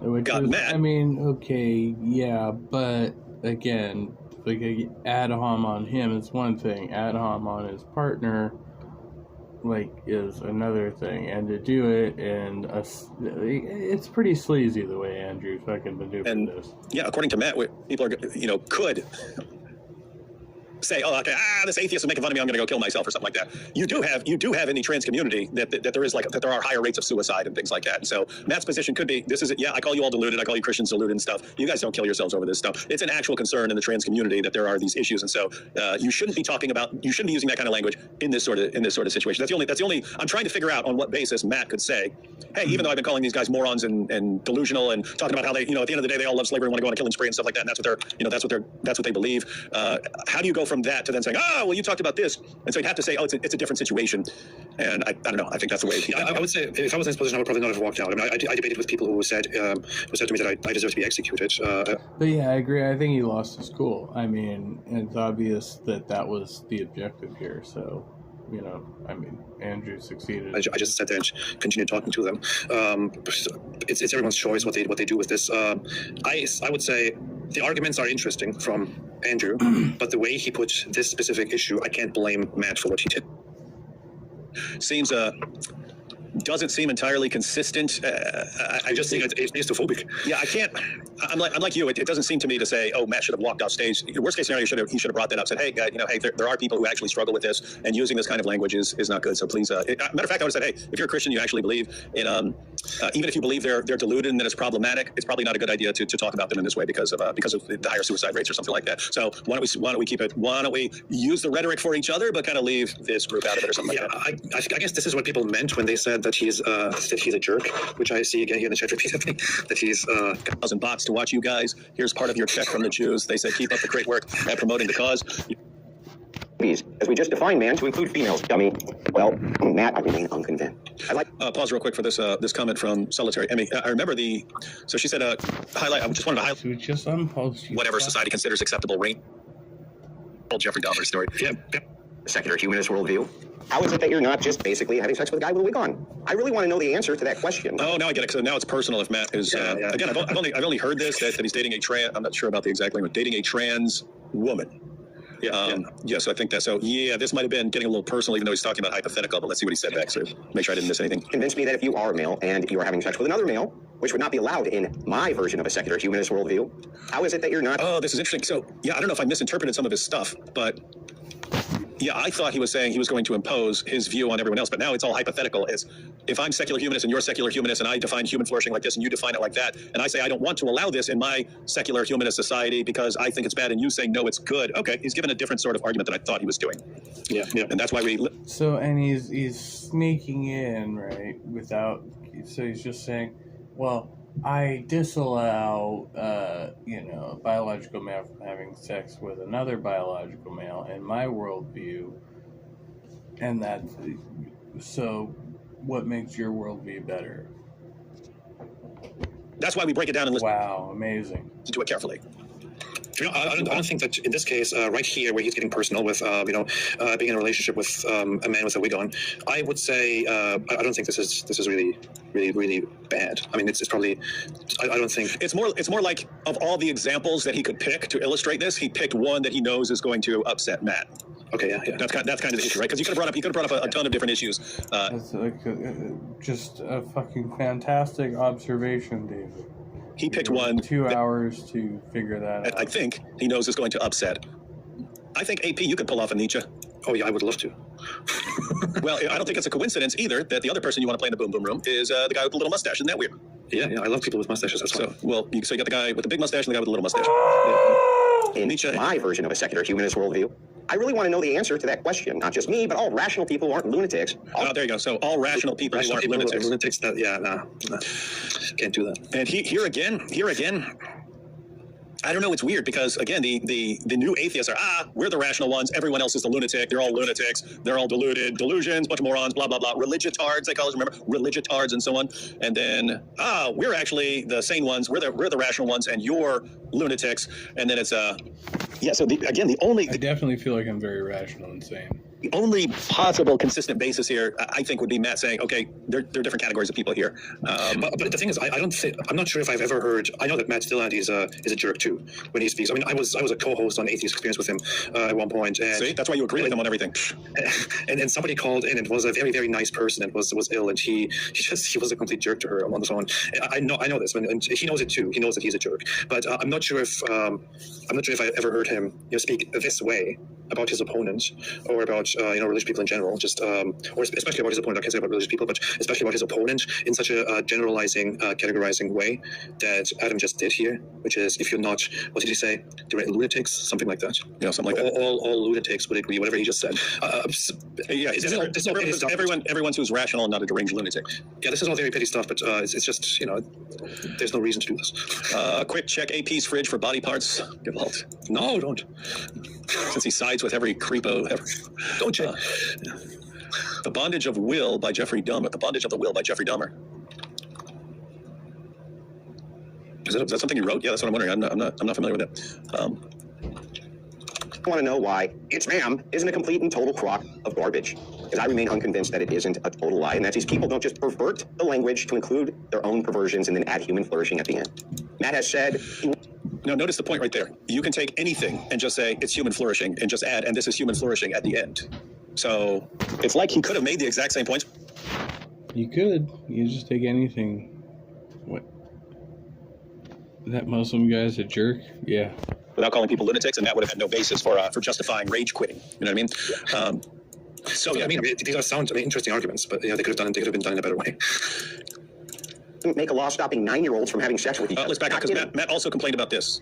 Oh yeah, that's interesting. Let's see. Oh yeah, hello, Dr. Mordecai. Good to see you. I'm convinced that it isn't a total lie, and that these people don't just pervert the language to include their own perversions and then add human flourishing at the end.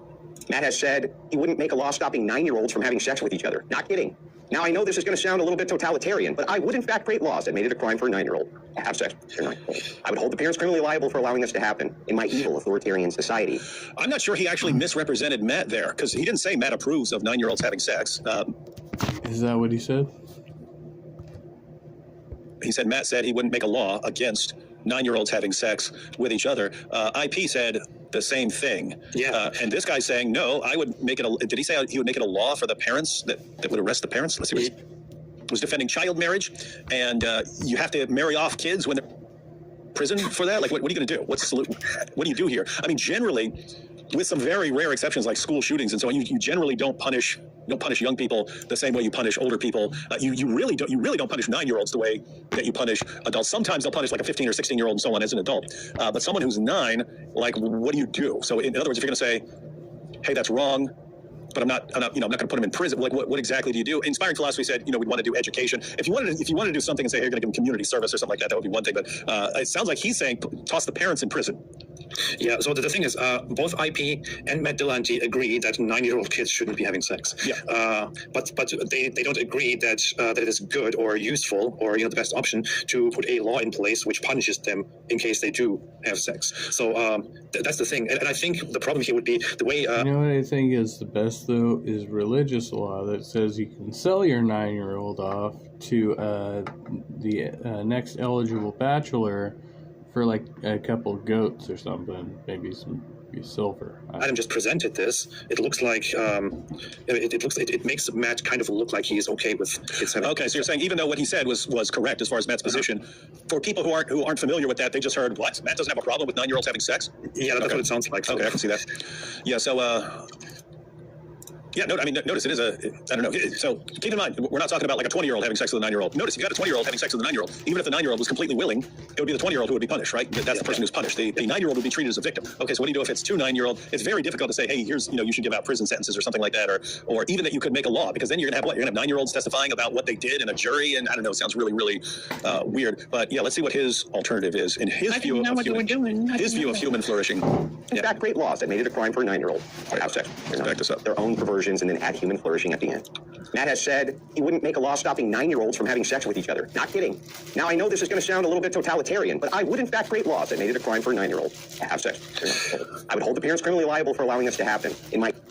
Now, this is just stupid. This is the stupidest thing he said so far. I would hold the parents criminally liable. Yeah, if you had parents who know that their kids are boning and stuff like that, yeah, parents should take steps. But I mean, parents generally wouldn't have a clue what's going on if that was actually happening. And so notice what he's saying. Okay, if a 9-year-old has sex with another 9-year-old, so they're sneaking around their tree house and they play doctor, and then it goes a little further and so on. I'm going to stick the parents in prison. Okay, so now this 9-year-old who's already sexually active has no parents because they're in prison. Okay, that sounds stupid to me. Yeah, so it looks like... Yeah, that's obviously all ridiculous. I don't know if Adam is misunderstanding what he heard, but... Did you say Adam? Yeah. Isn't that his name? His name's Andrew, man. You think all A names are the same? Okay. Did I just say Adam before again? Yeah. So yeah. So Andrew, I don't know where Adam came from.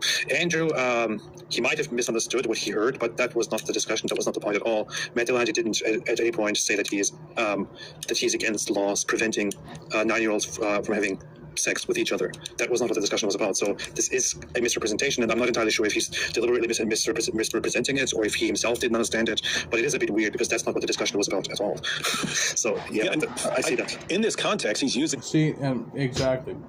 It's not even loosely related at this point. It is another example of the discussion. So my version of secular humanism would be this. I think it's good for human flourishing to punish the parents and throw them in jail for what their kids are doing.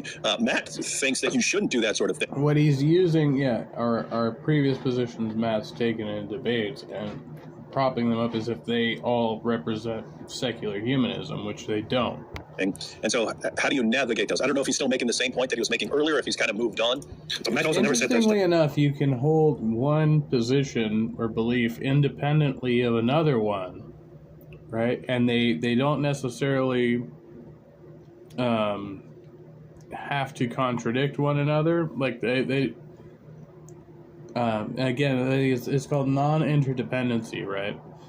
Where they don't like there's overlap,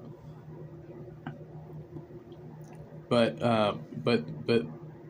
you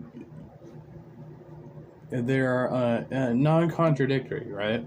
Non-contradictory beliefs that you can hold simultaneously. That shouldn't be done, What? So I'm pretty sure Matt never gave his opinion on that. Like what his point was in that discussion that he wouldn't, punish basically kids for doing that, and he wouldn't make it a crime for them. Yeah, that's what he said. Matt's position is, and he's saying he would absolutely arrest the parents for what they're doing. But his wording with what he just said, his wording is that Matt Delanty, would not have laws preventing kids from preventing 9-year-olds from having sex. That sounds a little bit strange. That doesn't sound very much like what actually happened. That sounds like Matt. Well, he doesn't believe in laws against it, right? So he could say, as far as I didn't see it. I'm just thinking of what IP said, and IP said I would try to deal with that through education or counseling or something like that, not by making laws and punishing them or something. The thing is, the way Andrew presents it, it looks like it sounds like it sounds like if there were 2 9-year-olds that are engaging in sexual interactions and their parents are aware of it and their parents are allowing it and encouraging it, then there would be no problem with it in Matt Delanty's worldview. But in my worldview, there would be a problem with it because the parents would go to prison. And I don't know. It seems like there's a big misunderstanding or misrepresentation going on here. It's kind of wild. So you're saying that while what he's saying is correct, people who aren't familiar with the background of these discussions will interpret that as Matt thinks it's okay and this guy thinks it's wrong, and oh my goodness, we got to side with this guy because Matt's a lunatic who has no problem with 9-year-olds having sex. Plus, I'm also not sure at this point if Andrew actually understood what Matt's position entirely is. Yeah, let's go ahead and see this. Human flourishing at the end. Matt has said he wouldn't make a law stopping 9-year-olds from having sex with each other. Not kidding. Now, I know this is going to sound a little... Wait 1 second here. I've been posting this. We don't have time to actually discuss all the super chats and so on because I do have to be going soon, and we're going to get through this. But here on SK, you probably wouldn't have enough to go on with Ted Bundy to know if he was sincere or not. Messed up things. You're crying. Which is very, I don't know, that's much more interesting to me than some psychopath going around. Do that if they went to jail. Stupid me. Next, I would in my authoritarian society decree that all simulated sex acts in public were criminal offenses and would make sure that all people went to prison for the crime of indecency, which doesn't assist with human flourishing, and I'd like to know why I'm wrong. Secular humanism can basically be whatever the hell you want it to be. It doesn't really need the principle of freedom or the starting axiom of freedom and peace in order to postulate whatever it wants. It's sloganeering. They're slogans. They don't mean anything. Okay, why do 9-year-olds need to be able to have sex in order to advance humanity? Why do we need to lie about a person's sex in order to advance humanity? Why are these things necessary for human? This is where the misrepresentation is taking place, and this is what Matt was kind of angry about, because this is what I meant. He's making it look like 9-year-olds having sex is no problem, according to Matt's worldview. He just said, why wouldn't they, Interestingly, though, so AP here is actually giving some good defense for Matt. Yeah. Why wouldn't they need to have sex? And that's not Matt's worldview. That's not what he said. No, you're misrepresenting what Andrew said. No, because you're jealous and you've been humiliated. He's actually again. I was kind of listening to it to get an idea of what they were talking about. I wasn't carefully listening to it earlier, but yeah, he had a very different argument than what I thought. And his main argument is, once you, if you're just going to say, hey, we're going to agree that we seek human flourishing, you can tack anything on. You can say anything you want and then tack, and this is for human flourishing. In other words, AP could Adolf have said, hey, this is for human flourishing, and done exactly the same thing. Yes, of course. He actually did. That's actually what that's exactly what he said. What he said. and so did everyone. Think of all the great genociders in history, and guess what? They're all saying we have to do this for the greater good and for human flourishing and so on. Yeah. And so Hitler didn't say we want to kill all these people. Hitler said this is for the greater good. We have to make these sacrifices. Sorry, but this is what needs to be done. That was his reasoning. And so, well, and he didn't say for human flourishing. He said for the flourishing of the superior human, right? That's the key distinction there, is to say that one human is superior over another for X reason, right? And then regard that for the greater good is the flourishing of one group versus another group. Oh yeah, here you had a quick. And the same could be said for any religious group. Question for you. We'll have to be quick on this, but we can talk about this in more detail in a different setting. But was the debate titled Mike Johnson takes over America with Christian nationalism? Sorry, but America is forcing their ideology. AP, thoughts on secular humanism? What's your thoughts on secular humanism in a nutshell? I would have to think about that. I don't call myself a secular humanist. I think when I thought about it in the past, it seemed a little bit too naive and too limiting. I don't know. That's it. So AP says no to secular humanist values. Sorry. And desires to impose his ethics on everyone else. Love your work, David. Re-education camps, things like that. Yeah, that's what love your work, David. Would love re-education.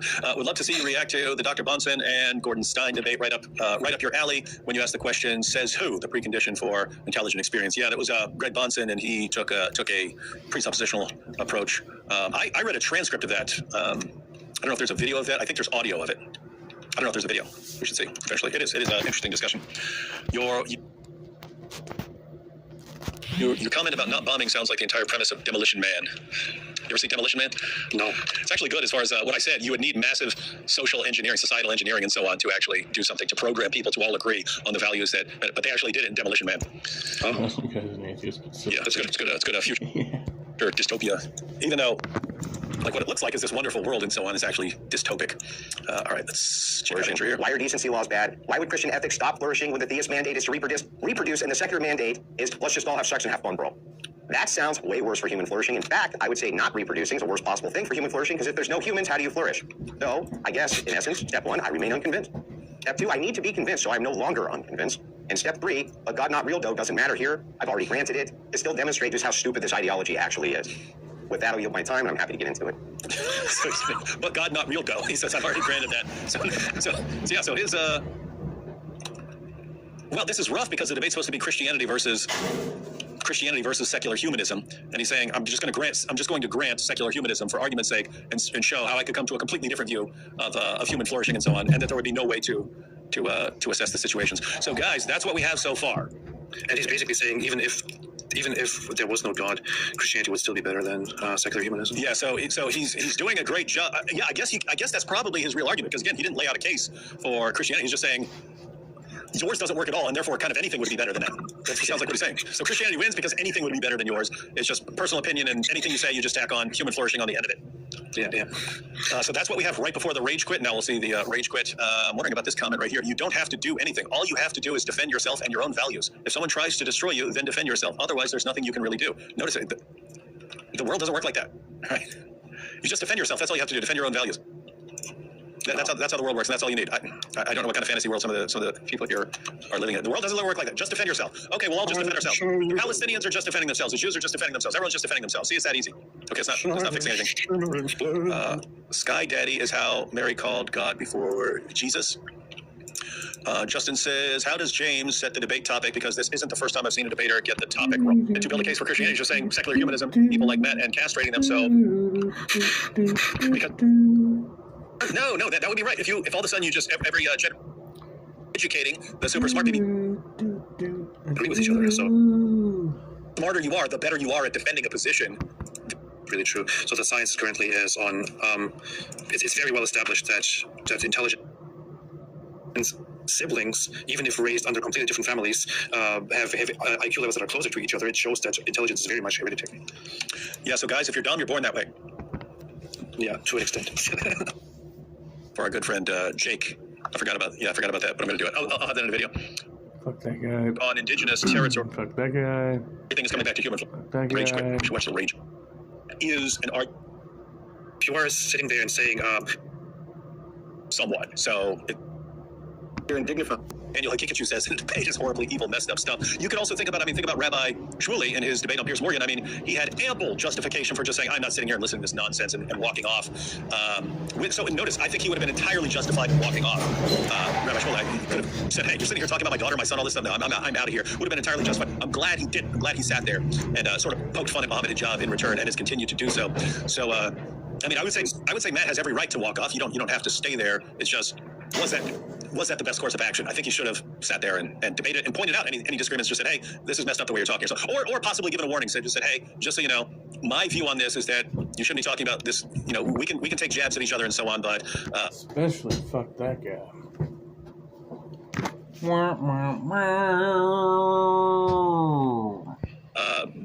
Maybe dial down your rhetoric on this specific group here, or I'm walking off. maybe some sort of warning. I don't know. Yeah, I have a problem with this comparison. There's one obvious difference, which is that Matt Delahanty and Andrew agreed to have a debate about Christianity and secular humanism, whereas Mike directly agreed to have a debate with Daniel Kikuchi about child marriage. So yeah, but even then you could have said, okay, notice IP could have said, okay, we're talking about child marriage, blah blah blah. What about 11-month-old? Oh, what 11-month-old? Oh, okay, I'm out of here. In other words, he could have said, you're even more disgusting than I was aware of. Yeah, as I said, I would probably not walk out of this debate, but I would see why somebody would walk out. All right, let's go ahead and check out the rage quit here. Minutes and let's kick it. No, I don't think so. I'm not going to sit here and dignify the preparation that I went through and what people were here for. You're so indignant. Matt needs a pen. Interrupting me. I am. Okay. You're so indignant. Would the moderator like to step in so that I can finish? Oh, please, Matt.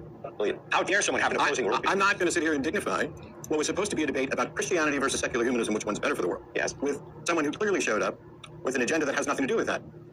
Someone who refers to trans people as deranged lunatics who will self-terminate if you dare to question them. Am I wrong, Matt? Someone who misrepresents a... No, that's interesting because he said, how am I wrong? So that would have been a good opportunity for Matt to say, here's why you're wrong. I'll explain to you why you're wrong. Either why you're wrong, why you're factually wrong, or, since that would be kind of difficult, why you're wrong in the way you're talking about it. In other words, if Matt really thinks that's wrong, it's a weird kind of proof of the problem with Matt's view. If you take something like, hey, should you talk about this community in this way? What argument can you give to someone who doesn't agree with you? Like, what argument could you give to say, do not talk about people in this way? This is bad. It's bad for them. It's not good. So what argument could you give? This would have been a perfect opportunity to say, hey, you said you're kind of hypothetically agreeing that on human flourishing and secular humanism and so on, but you have a different view, and you think that talking about the community in this way is a good thing. Here's why you're wrong. And notice, if you just think, okay, well, if you're going to talk about them in this way, then we just have to split. We can't even interact and have this discussion. That's the problem, Matt. Like, what do you do? How do you solve disputes about this kind of thing? The thing is, I think at this point, Matt doesn't believe that that Andrew actually wants to have a proper discussion. He seems to be very convinced that he just wants to be a jerk. Well, yeah, because if he wanted to discuss that issue, that would have been the topic at hand, right? He didn't come into the debate honestly to discuss the legitimacy of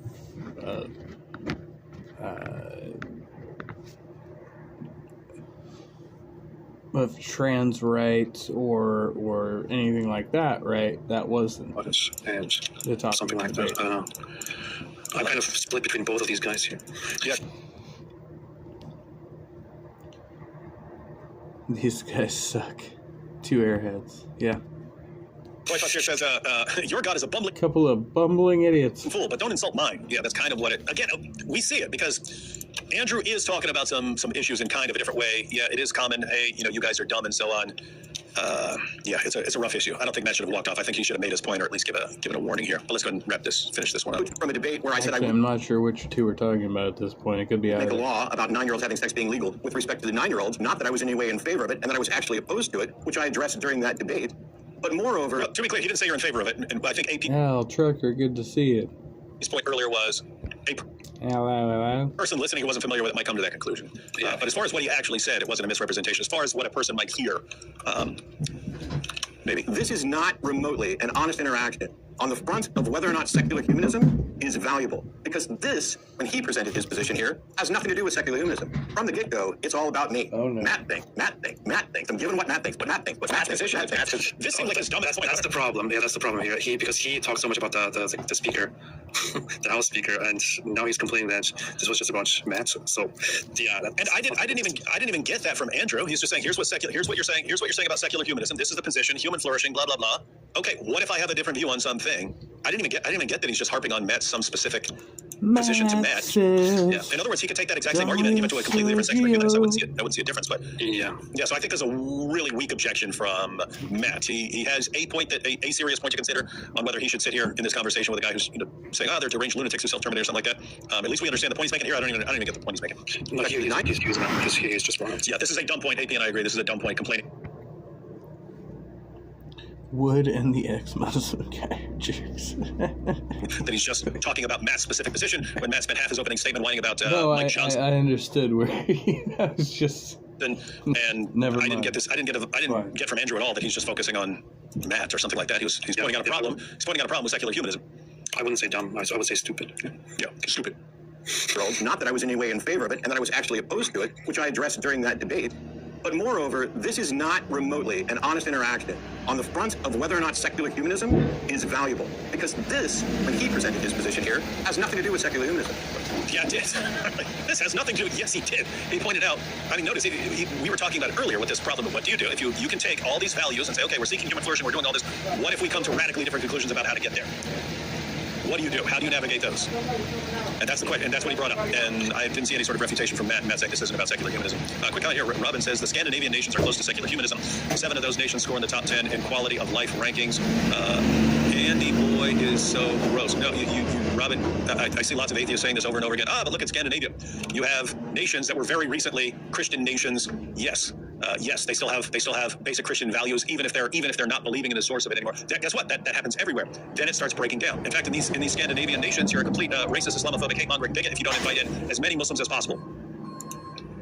How do you say that's wrong? How do you say that's wrong? Because it's a bunch of secular humanists saying, yes, we need to bring in as many as everyone. And it shows how you can basically convince a population of almost anything. You can take a population and say, hey, you all believe in being good, right? And supporting human flourishing? Okay.